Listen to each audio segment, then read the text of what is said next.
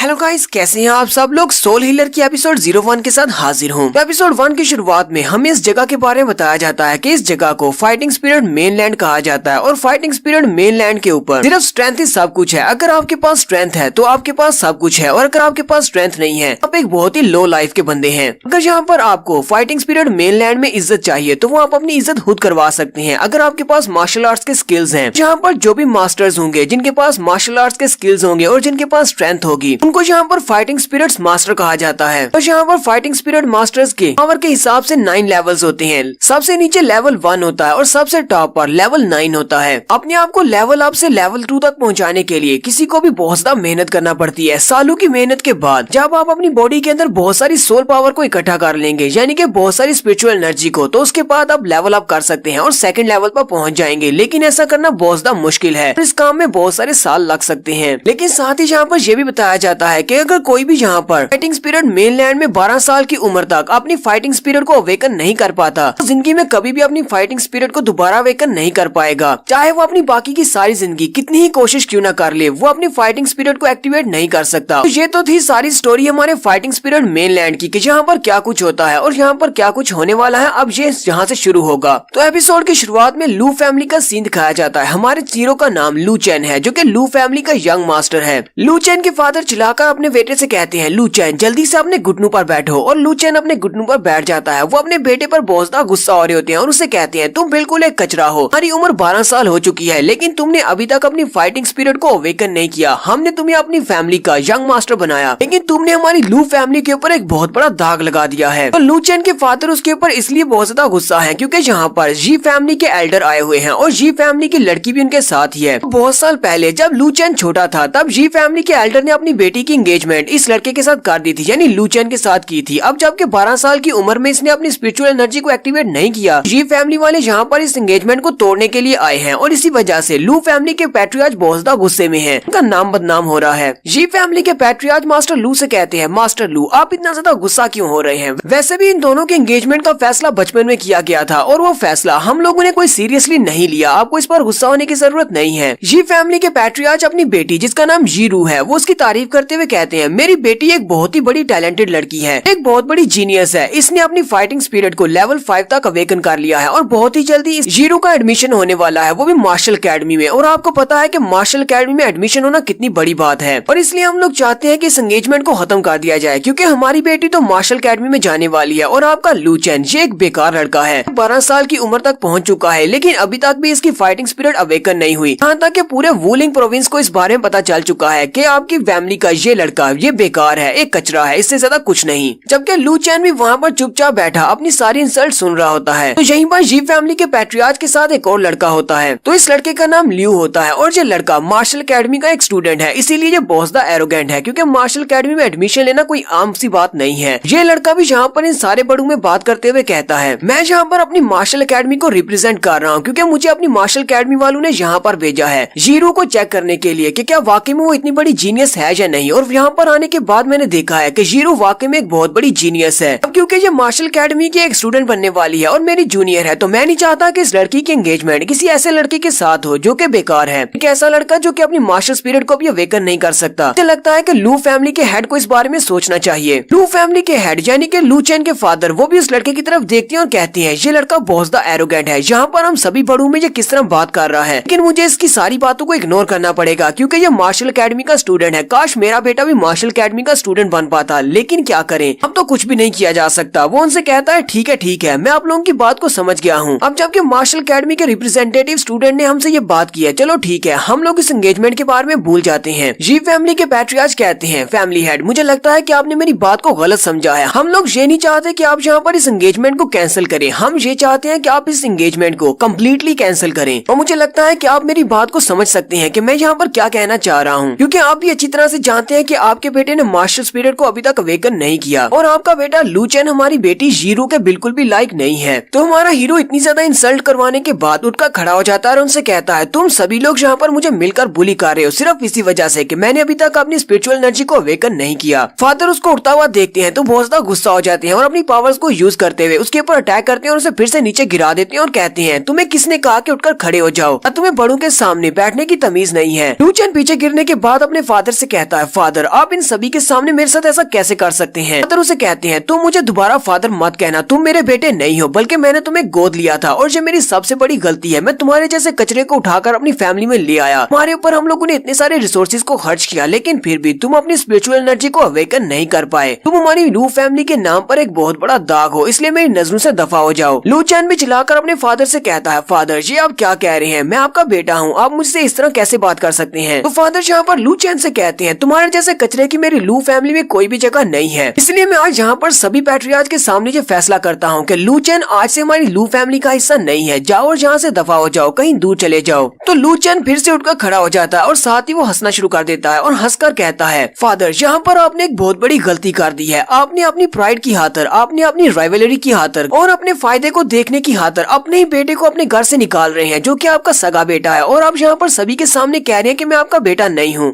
Father उसे कहते हैं ये बात तुम अच्छी तरह से जानते हो कि फाइटिंग स्पिरिट मेनलैंड के ऊपर सिर्फ स्ट्रेंथ ही सब कुछ है, अगर तुम्हारे पास स्पिरिचुअल एनर्जी नहीं है तो तुम किसी भी काम के नहीं हो। यहाँ पर हमेशा स्ट्रॉन्ग कमजोर का शिकार करते हैं, इसलिए तुम्हें यहाँ पर किसी को भी ब्लेम देने की जरूरत नहीं है। अगर तुम्हें किसी को ब्लेम देना है तो अपने आप को देना चाहिए कि तुम अभी तक कल्टीवेशन को क्यों नहीं एक्टिवेट कर पाए। जी फैमिली के लोग भी इसी तरह भी देख रहे होते हैं कि ये दोनों बाप बेटा अब कौन सा डिसीजन लेने वाले हैं। जबकि लू फैमिली के कुछ नौकर वहाँ पर खड़े आपस में बातें कर रहे होते हैं। एक नौकर दूसरे से कहता है मुझे तो इस बारे में पता ही नहीं था कि मास्टर लू ने मास्टर लू चैन को यहाँ पर गोद लिया हुआ है, तो लगा था कि ये इनका अपना बेटा है। दूसरा उसे कहता है हाँ इसी वजह से हमारे पैट्रियार्च इतने ज्यादा गुस्से में है, क्योंकि उन्होंने लू चैन के ऊपर अपने बहुत सारे रिसोर्सेज को खर्च किया है और अपने बेटे को यंग मास्टर का ओहदा भी दिया था, लेकिन ये तो बिल्कुल कचरा निकला। पिछले 12 सालों से लू फैमिली के हेड इस लड़के को पाल पोस कर बड़ा कर रहे हैं, लेकिन ये लड़का उनके लिए कुछ भी नहीं कर सका। लू चैन के फादर जी फैमिली के पैट्रियार्च से कहते हैं तो अब क्या तुम खुश हो? मुझे लगता है कि तुम भी ऐसे ही चाहते थे। अब जबकि हमारी लू फैमिली में कोई भी यंग मास्टर नहीं रहा जिसका नाम लू चैन हो, तो फिर यहाँ पर मैरिज का तो सवाल ही नहीं उठता। हमारी बेटी की और इस लू चैन की एंगेजमेंट कैंसिल हो गई है। और साथ ही लू चैन के फादर दूसरी तरफ घूम जाते हैं। उसी वक्त जीरो आगे बढ़ती है। जीरो अपने हाथ में छोटा सा बॉक्स लेकर जाती है जिसके अंदर एक हीलिंग पिल रखी होती है। उस हीलिंग पिल को लू चैन के सामने करते हुए कहती है इसके अंदर एक हीलिंग पिल रखी हुई है, इसको खा लो, तुम्हारे वुंड्स हील हो जाएंगे। लेकिन लू चैन उसके हाथ से उस हीलिंग पिल वाले बॉक्स को नीचे गिरा देता और कहता है मुझे तुम्हारी सिंपैथी की जरूरत नहीं है। जीरो भी देखकर काफी ज्यादा हैरान हो जाती है।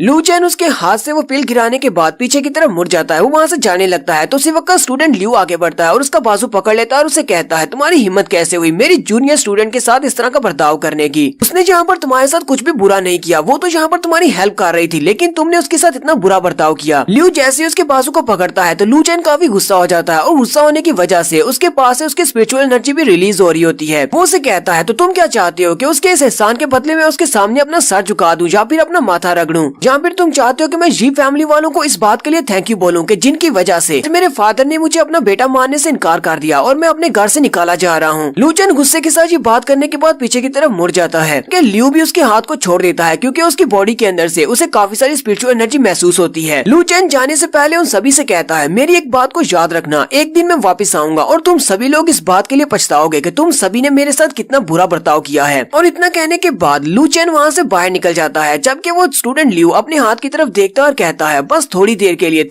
लिए मुझे ऐसा महसूस हुआ जैसे कि उस लड़के की बॉडी के अंदर बहुत सारी स्पिरिचुअल एनर्जी है। ये बहुत ज्यादा हैरान है, हालांकि उस लड़के ने अभी तक अपनी स्पिरिचुअल एनर्जी को अवेकन नहीं किया। लू चैन को उसके घर से निकाल दिया गया है और वो बाहर गलियों में घूमता फिर रहा है। बारिश हो रही है, वहीं पर उसे एक टेम्पल दिखाई देता है। वो उस टेम्पल के अंदर चला जाता है और वहीं पर बैठकर दोबारा से अपने आप को कल्टीवेट करने की कोशिश करता है। वो चाहता है कि उसकी स्पिरिचुअल एनर्जी अवेकन हो जाए। लू चैन कहता है तो मेरे फादर के कहने के मुताबिक मैं अडॉप्टेड हूँ, उन्होंने मुझे अडॉप्ट किया है यानी गोद लिया है, लेकिन ऐसा कैसे हो सकता है? और वाकई में उन्होंने मुझे गोद लिया है तो इसका मतलब तो यही है कि वो मेरे फादर नहीं है, इसलिए हम दोनों में फादर सन का कोई रिश्ता भी नहीं है। मुझे उनके लिए बुरा फील करने की क्या जरूरत है? साथ ही उसे अपने फादर की बात याद आती है। फादर उसे कहते हैं तुम्हें इस सब के लिए खुद को ब्लेम करना चाहिए कि तुम अभी तक अपनी फाइटिंग स्पिरिट को अवेकन क्यों नहीं कर पाए। लू चैन फिर से कोशिश करता है और कल्टीवेट करते हुए कहता है मैं तुम सभी लोगों को दिखा दूंगा कि मैं कचरा नहीं हूँ, मैं भी अपनी फाइटिंग स्पिरिट को अवेकन कर सकता हूँ। और वो बहुत ज्यादा गुस्से में होता है। आसमान के ऊपर बिजलियां चमक रही होती हैं और यहाँ पर टेम्पल के अंदर बैठकर वो अपनी कल्टीवेशन को बढ़ाने की कोशिश कर रहा है ताकि वो अपनी फाइटिंग स्पिरिट को एक्टिवेट कर सके। लू चैन अपनी सोल पावर को एक्टिवेट करता है। लू चैन कहता है हर बार मैं यहाँ पर आकर फेल हो जाता हूँ, मैं अपनी सोल पावर को एक्टिवेट करता हूँ लेकिन लेवल अप नहीं कर पाता, यानी मैं अपनी फाइटिंग स्पिरिट को अवेकन नहीं कर पाता। लू चैन कहता है लेकिन इस बार मुझे ये करना पड़ेगा, मुझे उन सभी को दिखाना है कि मैं कचरा नहीं हूँ। इस वक्त मेरी सोल अनप्रोटेक्टेड है, तो यहाँ पर मैंने अपनी सारी सोल पावर को एक्टिवेट करने के बाद लेवल अप नहीं किया, फिर हो सकता है कि मेरी सोल यहीं पर एक्सप्लोड हो जाए और मैं मर भी सकता हूँ। लेकिन मैं रिस्क लूंगा। उसे बार बार अपने फादर की और जी फैमिली के पैट्रियार्च की बातें याद आती हैं, जो उसे कहते हैं कि तुम कचरा हो, तुम हमारी लू फैमिली के नाम पर एक दाग हो, तुम्हारी लू फैमिली में तुम्हारे जैसे कचरे की कोई भी जगह नहीं है, इसलिए यहाँ से दफा हो जाओ। लू चैन चिल्लाकर कहता है मैं कचरा नहीं हूँ, मैं यहाँ पर इस चांस को जरूर लूंगा, चाहे यहाँ पर एंड पर मैं मारी क्यों न जाऊँ, तो आज मैं मरूंगा या फिर मेरी फाइटिंग स्पिरिट एक्टिवेट होगी। लू चैन चिल्लाकर कहता है मेरा नाम लू चैन है, मैं कोई कचरा नहीं हूँ। ऊपर की तरफ देखते हुए एक जबरदस्त चीख मारता है। उसी वक्त आसमान से बिजली गिरती है और वो सीधी आकर उसके ऊपर गिरती है। उसकी सोल पावर के साथ मिक्स होने के बाद वो वहीं पर बेहोश होकर गिर जाता है। बाद आसमान साफ हो जाता है और बादल भी रुक जाते हैं। लू चैन वहीं पर बेहोश पड़ा होता है। लू चैन के हाथ के ऊपर फाइटिंग स्पिरिट निकली होती है। वो कहता है क्या ये मेरी फाइटिंग स्पिरिट है? लगता है कि मैंने ब्रेक थ्रू कंप्लीट कर लिया है, लेकिन ये तो बहुत ही अजीब बात है कि अब तो मुझे मेरी फैमिली ने भी घर से निकाल दिया है। मेरी फैमिली के मुझे घर से निकालने के बाद मेरी किस्मत इतनी अच्छी कैसे हो गई कि यहाँ पर अचानक मैंने अपने आप को लेवल अप कर लिया और मेरी फाइटिंग स्पिरिट अवेकन हो गई है। और फिर साथ ही वो वहीं पर बेहोश हो जाता है।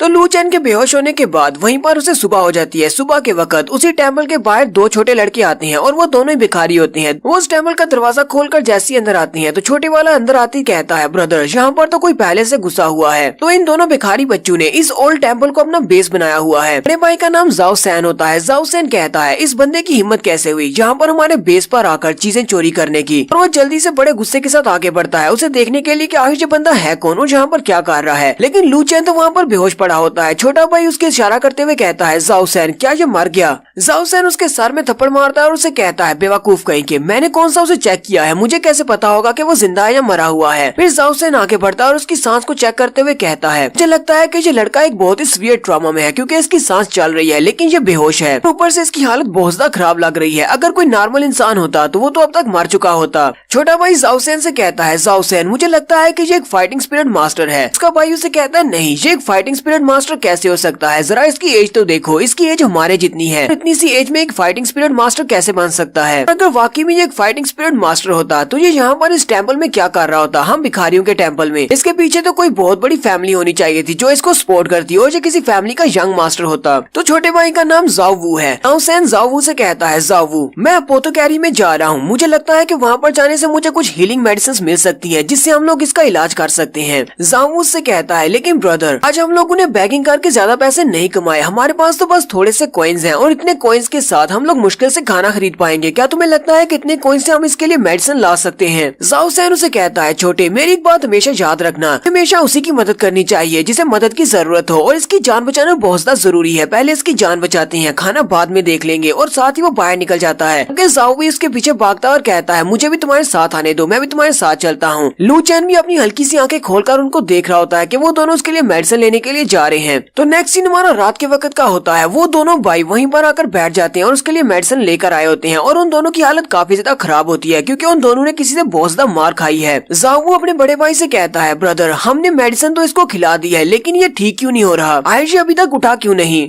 जाओ सैन उसे कहता है मुझे लगता है कि ये बहुत ही बुरी तरह से इंजर्ड है, इसी वजह से मुझे लगता है कि इसकी रिकवरी बहुत ही आहिस्ता से होगी, इसको किस्मत पर छोड़ देते हैं। इसी वक्त उस टेम्पल के बाहर का सीन भी दिखाते हैं जहाँ से बिजली गिरी थी। वहाँ पर सुराख होता है और उस सुराख के अंदर से बहुत सारी फाइटिंग स्पिरिट बाहर निकल रही होती है और यही ग्रीन कलर की फाइटिंग स्पिरिट ये हमारे हीरो की फाइटिंग स्पिरिट है। चैन जो कि वहाँ पर बेहोश पड़ा होता है, वहीं पर बेहोश पड़े पड़े उसकी बॉडी ग्रीन कलर की फाइटिंग स्पिरिट से कवर हो जाती है। तो दोनों भिखारी बच्चे भी ये देखकर बहुत ज्यादा हैरान हो जाती हैं और कहती हैं अब यहाँ पर क्या हो रहा है। लू चैन की बॉडी जैसी उस फाइटिंग स्पिरिट के साथ कवर होती है। लू चैन अपने स्पिरिचुअल सी के अंदर चला जाता है। अपने स्पिरिचुअल सी के अंदर जाने के बाद उसके पास उसकी एनर्जी आती है जो उसकी अपनी स्पिरिचुअल एनर्जी है और उसका कलर ग्रीन होता है। लू चैन अपने हाथ को आगे बढ़ाता है और अपनी एनर्जी को पकड़ने की कोशिश करता है और कहता है क्या ये है, क्या ये स्पिरिचुअल एनर्जी है, क्या ये मेरी स्पिरिचुअल एनर्जी है? लगता है कि मैंने अपनी फाइटिंग स्पिरिट को अवेकन कर लिया है। तो यहाँ पर हमारा कहानी सुनाने वाला आ जाता है और उन फाइटिंग स्पिरिट्स के कलर्स के बारे में बताता है या फिर ऐसा कह लें कि फाइटिंग स्पिरिट्स की टाइप्स के बारे में बताता है। कहानी सुनाने वाला कहता है फाइटिंग स्पिरिट मेनलैंड के ऊपर 4 तरह की फाइटिंग स्पिरिट्स एनर्जीज होती हैं और वो चारों beast type, weapon type, plant type और उनमें से चौथी मिस्टिकल एलिमेंटल टाइप होती है। तो जो बीस्ट टाइप की एनर्जी होती है उसमें मेनली इंसान को बहुत ज्यादा स्ट्रेंथ मिलती है और जो वेपन टाइप की होती है उससे कोई भी भी अपने वेपन के ऊपर अपनी स्पिरिचुअल एनर्जी को यूज करके स्पिरिचुअल वेपन्स बना सकता है। और प्लांट टाइप की एनर्जी को हीलिंग के लिए यूज किया जाता है और वो ग्रीन कलर की होती है। जबकि चौथी टाइप की जो एनर्जी होती है वो एलिमेंटल होती है, यानी कि उसमें आप लोग फायर वाटर को यूज कर सकते हैं, किसी भी एलिमेंट को, जो बहुत ज्यादा रेयर होती है। कहानी सुनाने वाला कहता है पहली तीनों एनर्जीज तो बहुत ज्यादा कॉमन है। यहाँ पर फाइटिंग स्पिरिट मेनलैंड में बहुत सारे ऐसे मास्टर्स हैं जिनके पास ये तीनों फाइटिंग स्पिरिट्स हैं, लेकिन चौथी टाइप की फाइटिंग स्पिरिट को ढूंढना तो भूसे के अंदर गिरी हुई सुई को ढूंढने के बराबर है। लू चेन अपनी फाइटिंग एनर्जी के कलर को देखकर कहता है मुझे लगता है कि मेरी फाइटिंग स्पिरिट प्लांट टाइप की है, लेकिन जिस तरह ये बेजोर्क होकर निकल रही है तो बीस्ट टाइप की लग रही है, क्योंकि प्लांट टाइप की एनर्जी होती तो ग्रीन कलर की है, लेकिन फिर भी मैंने कभी भी पहले इस तरह की प्लांट टाइप की एनर्जी नहीं देखी। ये तो बाकी सभी से थोड़ी बहुत डिफरेंट है। लू चेन इस बात से काफी ज्यादा हैरान होता है और कहता है यहाँ पर कुछ तो गलत है, मुझे समझ क्यों नहीं आ रही कि ये कौन सी फाइटिंग स्पिरिट है। और साथ ही लू चेन अपनी बॉडी की तरफ देखता है और कहता है और ऊपर से मेरी बॉडी के ऊपर जितने भी जख्म थे वो सारे के सारे हील हो चुके हैं। मेरी सोल जो कि टूट चुकी थी वो भी दोबारा से हील हो गई है। कहीं ये सब कुछ मेरी स्पिरिचुअल एनर्जी ने तो नहीं किया। फिर लू चेन अपनी स्पिरिचुअल एनर्जी को अपनी हाथ पे रखता है और साथ ही उसे अपनी बॉडी के अंदर इनहेल कर लेता है और वो सारी की सारी फाइटिंग स्पिरिट उसकी बॉडी के अंदर चली जाती है और उसकी बॉडी के अंदर एब्जॉर्ब हो जाती है और उसकी बची कुची बॉडी भी दोबारा से हील हो जाती है। और साथ ही रियल वर्ल्ड में वो अपनी आंखें खोलता है। वो दोनों भिखारी लड़के भी देखकर काफी खुश हो जाते हैं। उन्हें लगता है कि उनकी मेडिसिन ने काम कर दिया। जाओ सैन उसे कहता है लड़के क्या तुम ठीक हो, चलो जल्दी से उठ जाओ। तो कह रहा तुम्हें होश आ गई, हम काफी परेशान हो गए थे। लू चेन उन दोनों भाइयों से कहता है क्या तुम दोनों ने मेरी जान बचाई है। छोटा भाई उसे कहता है हाँ तो और तुम्हारी जान कौन बचाएगा, क्या हम दोनों के अलावा तुम्हें यहाँ पर कोई और दिखाई दे रहा है। मेरे बड़े भाई ने जाकर तुम्हारे लिए मेडिसिन लाई है, हम तुम्हें मेडिसिन नहीं देते तो अब तक तो तुम मर चुके होते। जाओ सैन के हाथ में एक राइस बॉल होता है। वो राइस बॉल को उसके सामने करते हुए कहता है तुम्हें भूख लगी होगी, चलो जल्दी से इसको खा लो। ये बात इम्पोर्टेंट नहीं है कि यहाँ पर तुम्हारी जान किसने बचाई है, हम तो इसी बात से काफी खुश हैं कि तुम ठीक हो। लू चेन उनकी तरफ देखकर सोच रहा होता है मुझे तो लगा था कि ये कोई असैसिन्स हैं जिन्हें मेरी लू फैमिली ने भेजा होगा मुझे मारने के लिए, ताकि उनकी फैमिली के ऊपर जो दाग लगा है वो कम्प्लीटली मिट सके। कि ये दोनों तो यहाँ पर लगता है गली में मांगने वाले हैं। ये दोनों तो भिखारी लगते हैं। ये भिखारी तो बहुत ज्यादा अच्छी हैं। ये तो अपनी जान को भी दांव पर लगाकर मुझे बचाना चाहते हैं और लगता है कि इन दोनों ने मार भी मेरी वजह से खाई है।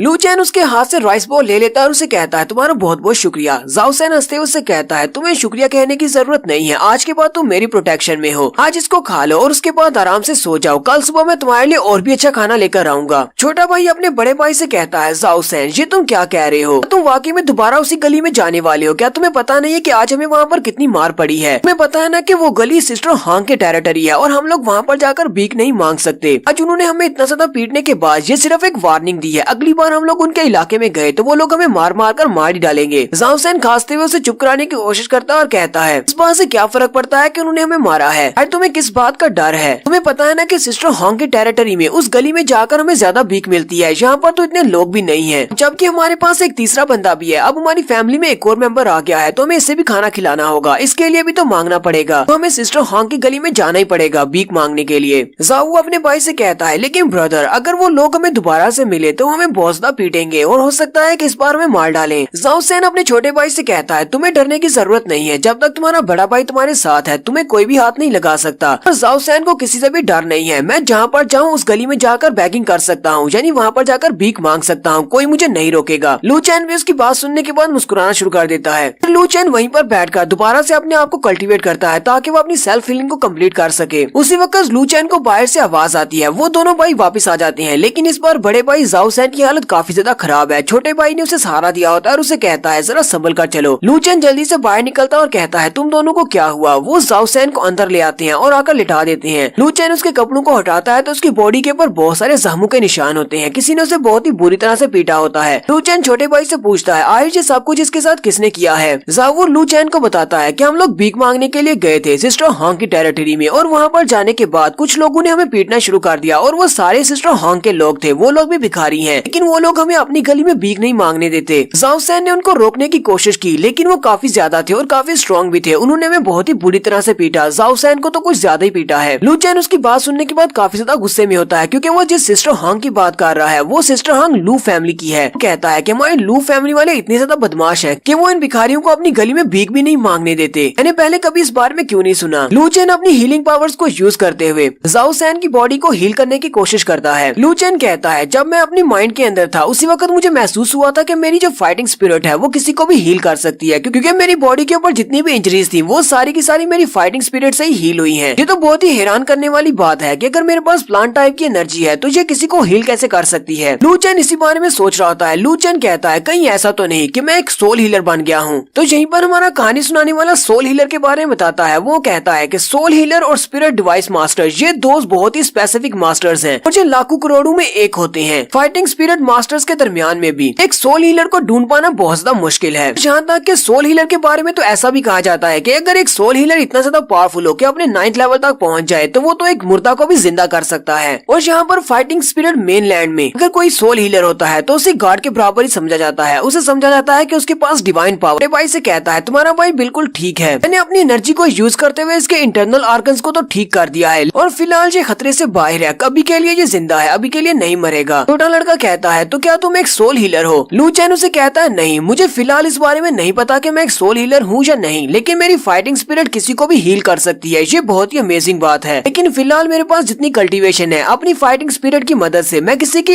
एक्सटर्नल इंजरीज को ही हील कर सकता हूँ। मुझसे जितना हो सकता था मैंने उतना तो कर दिया है, लेकिन इसकी बहुत सारी हड्डियां टूट चुकी हैं। अगर इसको कम्प्लीटली हील करना है तो हमें ब्रोकन बोन पिल चाहिए होगी। इसकी मदद के बिना हम लोग इसकी हड्डियों को दोबारा नहीं जोड़ पाएंगे। ज़ांग वो ब्रोकन बोन पिल का सुनते ही रोना शुरू कर देता है और कहता है ब्रोकन बोन पिल तो बहुत ज्यादा महंगी होती है। मेरे जैसा मांगने वाला अगर सारी जिंदगी भी मांगता रहेगा तभी ब्रोकन बोन पिल को नहीं खरीद पाएगा। अब मुझे ये ब्रोकन बोन पिल कहाँ से मिलेगी? मेरा भाई तो मर जाएगा। लू चेन छोटे भाई की तरफ देखता है तो वो बहुत ज्यादा रो रहा होता है और फिर वो ज़ाओ सैन की तरफ देखता है तो उसकी हालत काफी ज्यादा खराब होती है। लू चेन कहता है लगता है कि मुझे इनके लिए कुछ करना पड़ेगा। वो उठकर खड़ा हो जाता है और कहता है तुम दोनों की ये हालत मेरी वजह से हुई है, क्योंकि तुम दोनों उस गली में मांगने के लिए मेरी वजह से गए थे ताकि तुम लोग मुझे अच्छा खाना दे सको। मैं तुम्हारे भाई के लिए ब्रोकन बोन पिल लेकर आऊंगा। और लू चेन उसे इतना कहने के बाद वहाँ से बाहर निकल जाता है। लू चेन अपने एक पुराने दोस्त से मिलने के लिए आ रहा है जो कि किंग फेंग हाउस में रहता है। यहीं पर हमारा next scene King Feng House का दिखाया जाता है, जहाँ पर उसका दोस्त अपने दो दोस्तों के साथ बैठा होता है। उसके साथ उसके दो दोस्त बैठे होते हैं। एक लू फैमिली का यंग मास्टर है और एक मू फैमिली का यंग मास्टर है, जबकि लू चेन के दोस्त का नाम वू यांग होता है, यानी कि वो वू फैमिली का यंग मास्टर है। वू यांग अपने दोनों दोस्तों से कहता है ब्रदर मू ब्रदर वू तुम दोनों यहाँ पर क्या कर रहे हो? मैं तो काफी ज्यादा हैरान हूँ, तुम लोग मुझसे अचानक क्यों मिलने के लिए आए हो? तो लू कुन उसे कहता है क्या तुमने जी फैमिली के पैट्रियार्च की बेटी जीरू के बारे में सुना है? मैंने सुना है कि उसकी कल्टीवेशन बेस बहुत ज्यादा अच्छी है और वो अभी से अपने 5th लेवल पर है और साथ ही उसे मार्शल अकेडमी में भी ज्वाइन करने का मौका मिल रहा है। मैंने सुना है कि उसके पास एक बहुत ही हाई क्वालिटी की वेपन टाइप की फाइटिंग स्पिरिट है। मूली उसे कहता हाँ मैं भी तुम्हें इसी बारे में बताने वाला हूँ। जीरू बहुत ही टैलेंटेड लड़की है और साथ ही वो बहुत ज्यादा खूबसूरत भी है, यहाँ तक कि मार्शल अकेडमी वालों ने उसके टैलेंट्स को देखते हुए उसे मार्शल अकेडमी में एडमिशन देने का सोचा है। बहुत ही जल्दी वो मार्शल अकेडमी में जाने वाली है। इसकी वजह से हमारे वुलिंग प्रोविंस में जितनी भी बड़ी फैमिलीज हैं उन सभी को काफी ज्यादा नुकसान हो रहा है, क्योंकि वो इकलौती लड़की है जो कि मार्शल अकेडमी में जाने वाली है और हमारी फैमिली में से कोई भी ऐसा यंग मास्टर नहीं है जो कि मार्शल अकेडमी में जा सके। वो लड़की काफी ज्यादा खूबसूरत भी है और अगर हम में से कोई उस लड़की को पटा लेता है हमारा फ्यूचर बहुत ज्यादा अच्छा हो जाएगा। वू यांग उन दोनों की बातें सुनने के बाद सोच रहा होता है मुझे लगता है कि ये दोनों यहाँ पर मुझसे इसीलिए बात करने के लिए आए हैं, मैं भी इन दोनों के साथ मिल जाऊँ। इन दोनों फैमिलीज ने आपस में हाथ मिला लिया है ताकि ये फैमिली से निमट सके, साथ ही ये हमारी फैमिली को भी इस सब में खींचना चाहते हैं। लगता है कि इन सभी का कोई ना कोई प्लान है। वू यांग अपने दोनों दोस्तों से कहता है तुम लोग तो अच्छी तरह से जानते हो कि मेरी फैमिली एक बिजनेस टाइप की फैमिली है, हम लोग इस तरह के काम नहीं करते, हमें मार्शल आर्ट्स में इतनी ज्यादा दिलचस्पी नहीं है। इसी वक्त एक नौकरानी अंदर आती है और वो सीधी आकर वू यांग के कान में बताती है कि तुम्हारा दोस्त लू चेन यहाँ पर आया हुआ है और कमरे में तुम्हारा इंतजार कर रहा है। वो लू चेन का नाम सुनते ही जल्दी से उठकर खड़ा हो जाता है और अपने दोनों दोस्तों को छोड़कर लू चेन से मिलने के लिए चला जाता है। लू चेन उसके रूम में खड़ा होता है। वो जल्दी से अंदर आता है और उसे कहता है लू चेन तुम अभी तक जिंदा हो, मुझे तो लगा था कि तुम्हें घर से निकालने के बाद इन लोगों ने तुम्हें मरवा दिया होगा, लेकिन मैं तुम्हें जिंदा देखकर काफी खुश हुआ हूँ। लू चेन अपने दोस्त से कहता है वू यांग मैं यहाँ पर तुमसे कुछ मांगने के लिए आया हूँ, अब मुझे मना मत करना। वू यांग उसकी बात सुनने के बाद हंसना शुरू कर देता है और कहता है तुम मेरे दोस्त हो और ऐसी क्या इंपॉर्टेंट चीज है जिसके लिए तुम्हें यहाँ पर मांगने का लफ्ज यूज करना पड़ा। लू चेन उसे कहता है मैं चाहता हूँ कि तुम मुझे अपने पास से फाइटिंग स्पिरिट हैंड बुक्स दो, क्योंकि तुम्हारी वू फैमिली ने अपनी कलेक्शन के अंदर रखी हुई है। मुझे वो हैंड बुक्स चाहिए जिनके अंदर फाइटिंग स्पिरिट्स के बारे में लिखा हुआ है और साथ ही मुझे एक ब्रोकन बोन पिल भी चाहिए। वू यांग उसे कहता है तुम्हें ये बात अच्छी तरह से पता होगी कि मेरी वू फैमिली के अंदर जितने भी फाइटिंग स्पिरिट हैंड बुक्स हैं वो सारी की सारी बहुत ज्यादा स्पेशल हैं और वुलिंग प्रोविंस में तुम्हें इस तरह की बुक्स और कहीं पर भी नहीं मिलेंगी। तो ये सारे की सारी इन्फॉर्मेशन मेरी वू फैमिली ने खुद इकट्ठी की है। तो ब्रोकन बोन पिल काफी ज्यादा महंगी है और एक रेयर एलिक्सर है, लेकिन मैंने एक बात सुनी है कि तुम अपनी फाइटिंग स्पिरिट को अवेकन नहीं कर पाए, इसी वजह से तुम्हारे बाप ने तुम्हें अब घर से निकाल दिया और तुम्हें अपना बेटा मानने से भी इनकार कर दिया है। अगर तुम अपनी फाइटिंग स्पिरिट को अवेकन नहीं कर पाए तो तुम्हें वो हैंड बुक्स किस लिए चाहिए? लू चेन उसकी बात सुनने के बाद काफी गुस्सा आता है और उसे कहता है तुम्हें क्या लगता है कि मैं लू फैमिली को छोड़कर जिंदा नहीं रह सकता? क्या लू फैमिली मेरे मेरे लिए सब कुछ थी। अगर लू फैमिली वाले मुझे कचरा समझते हैं तो क्या अब तुम भी मुझे कचरा समझोगे? तुम तो मेरे बेस्ट फ्रेंड हो। वू जोंग हंसते हुए से कहता है, ब्रदर लू तुम तो गुस्सा कर गए, जहाँ पर तुम्हें ओवर रिएक्शन देने की जरूरत नहीं है, मैंने तो बस कुछ अफवाहें सुनी थी।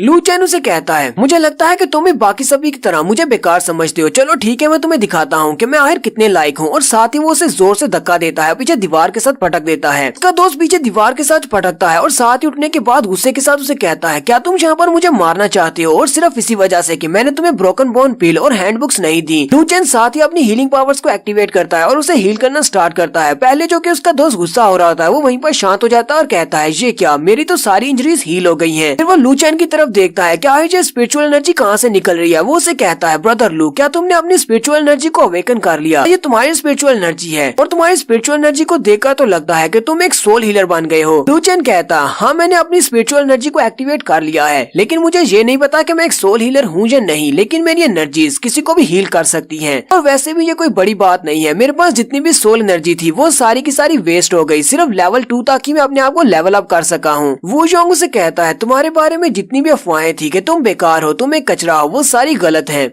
तुम अभी सिर्फ 12 साल के हुए हो और अभी तक तुमने अपनी फाइटिंग स्पिरिट को लेवल 2 तक पहुंचा लिया है। तुम तो वाकई में एक बहुत बड़े जीनियस हो। मुझे लगता है कि तुम्हारे लू फैमिली वाले पागल हैं या फिर बहुत बड़े बेवकूफ हैं जो उन्होंने तुम्हें घर से निकाल दिया। तुम्हारे जैसा जीनियस तुम्हारे वूलिंग प्रोविंस में और कोई भी नहीं है। तो ऊपर से हो सकता है कि तुम फ्यूचर में एक सोल हीलर बन जाओ, तुम्हारे पास डिवाइन पावर्स हैं। तुम्हारे लू फैमिली वाले तुम्हें इस्तेमाल करते हुए अपनी लू फैमिली को ऊंचाइयों तक पहुंचा सकते थे। लू चैन अपने दोस्त को बताता है कि मेरी लू फैमिली को अभी तक इस बारे में नहीं पता। उन्होंने जब मुझे घर से निकाला था तब मैंने अपनी फाइटिंग स्पिरिट को अवेकन नहीं किया था। वू जोंग हंसते हुए उससे कहता है, अगर तुम्हारी लू फैमिली को इस बारे में नहीं पता और तुम्हारी लू फैमिली ने तुम्हें घर से निकाल दिया है तो क्यों ना तुम मेरी वू फैमिली को ज्वाइन कर लो, मेरे भाई बन सकते हो। लू चैन उसे कहता है, तुम्हारी इस बात का क्या मतलब है? मैं तुम्हारी फैमिली को ज्वाइन क्यों करूंगा? वू जोंग उसे कहता है, लगता है कि तुम्हें अभी इस बारे में नहीं पता, बहुत ही जल्दी यहाँ पर एक अकेडमी वाले आ रहे हैं एडमिशंस के लिए। हालांकि वो मार्शल अकेडमी वाले नहीं है, लेकिन मार्शल अकेडमी से कम भी नहीं है। तुमने सुना होगा मार्शल अकेडमी के बाद एक दूसरी अकेडमी बनी थी जिसका नाम फर्स्ट अकेडमी है। फर्स्ट अकेडमी मार्शल अकेडमी के बाद बनी थी, लेकिन वो भी मार्शल अकेडमी से किसी तरह भी कम नहीं है। मार्शल अकेडमी से कुछ जज बहुत ही जल्दी यहाँ पर हमारे वूलिंग प्रोविंस में आने वाले हैं और उन्होंने कहा है कि वो यहाँ हमारे वूलिंग प्रोविंस में बच्चों का टेस्ट लेंगे और सिर्फ 3 ही बच्चों को अपनी अकेडमी में एडमिशन देंगे। तुम्हारे टैलेंट को देखकर तो लगता है कि उन 3 बच्चों में तुम भी अपनी जगह बना सकते हो। मैं चाहता हूँ कि तुम भी उस दिन जाकर टेस्ट दो, हो सकता है कि तुम्हारा भी एडमिशन हो जाए फर्स्ट अकेडमी में। लू चैन भी उसकी बात सुनकर काफी हैरान होता है और कहता है, तुम्हारे कहने का क्या मतलब है? फर्स्ट अकेडमी जो कि मार्शल अकेडमी के बाद बनी थी और टियांडो रीजन में बहुत ही पावरफुल अकेडमी है और बहुत ज्यादा फेमस भी है। मार्शल अकेडमी के बाद उसका 2nd नंबर है।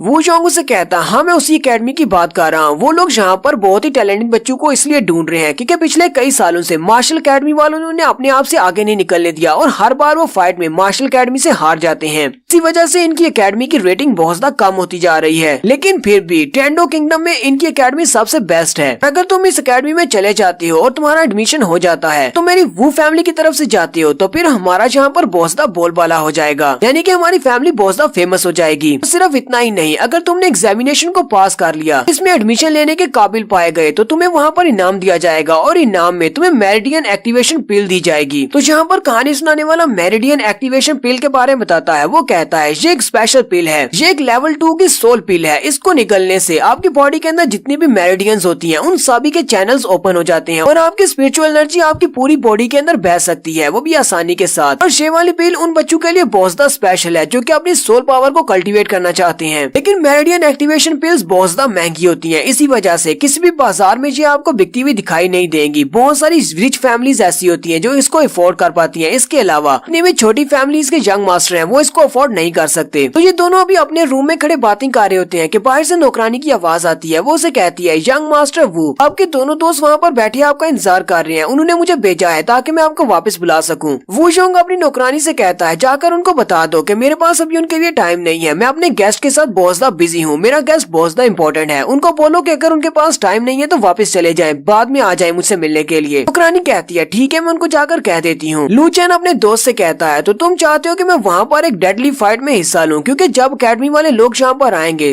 सीट सिर्फ 3 है और यहाँ पर बहुत सारे ऐसे यंग मास्टर्स हैं जो कि उस सीट को हासिल करने के लिए आपस में फाइट करेंगे और बहुत सारे ऐसे यंग मास्टर होंगे जो इस फाइट के दौरान मारे जाएंगे। तो मेरा फिलहाल मरने का कोई इरादा नहीं है और ना ही तुम्हारी फैमिली को ज्वाइन करने का। मुझे जो चीजें चाहिए वो वो मुझे दे दो। वू जोंग उसे कहता है अच्छा ठीक है, अगर तुम्हारा इरादा बदले तो वापस मेरे पास आ जाना। और साथ ही वो ताली बजाता है और नौकर से कहता है मास्टर लू चैन ने जो कुछ भी कहा है वो सारी चीजें ले आओ। और थोड़ी देर के बाद नौकर अपने हाथ में एक ट्रे लेकर आता है जिसके अंदर एक हैंडबुक रखी होती है और उसके साथ ही ब्रोकन बोन पिल भी रखी होती है। लू चैन उन दोनों चीजों को उठा लेता है और अपने दोस्त से कहता है तुम्हारा बहुत बहुत शुक्रिया, अब मैं यहाँ से जा रहा हूँ। उसका दोस्त उसे कहता है तुम्हें मेरा शुक्रिया कहने की जरूरत नहीं है, तुम्हें पता है कि तुम मेरे बहुत ही अच्छे दोस्त हो, तुम्हारी दोस्ती के बदले में इतना तो मैं कर ही सकता हूँ। फ्यूचर में मुझे अपने साथ याद रखना जब तुम एक बहुत ही अच्छे सोल हीलर बन जाओगे। और साथ ही उसका दोस्त अपने पास एक थैली निकालता है, उस थैली के अंदर 100 गोल्ड कॉइन्स होती हैं। वो उसे कहता है ये 100 गोल्ड कॉइन्स हैं, ये भी तुम अपने पास रख सकते हो। लू चैन उसे कहता है मैं लू चैन तुम्हारे इस एहसान को याद रखूंगा, जब मैं एक महान मास्टर बन जाऊंगा तो तुम्हारे इस एहसान का बदला जरूर चुकाऊंगा। इतना कह के लू चैन वहाँ से वापस चला जाता है। तो उसका नौकर जो कि वो चीजें लेकर आया होता है वो उससे कहता है यंग मास्टर आपने ऐसा क्यों किया? आप ये बात अच्छी तरह से जानते हैं कि इस लड़के को इसकी लू फैमिली ने घर से निकाल दिया है और पूरे वूलिंग प्रोविंस ने सभी को पता है कि ये लड़का बेकार है, सिर्फ कचरा है और कुछ भी नहीं। और इसके अलावा मुझे लगता है कि आपके वो दोनों दोस्त जो कि इस वक्त दूसरे रूम में बैठे हैं उन्हें इस बारे में पता चल गया तो वो दोनों आपसे नाराज हो जाएंगे।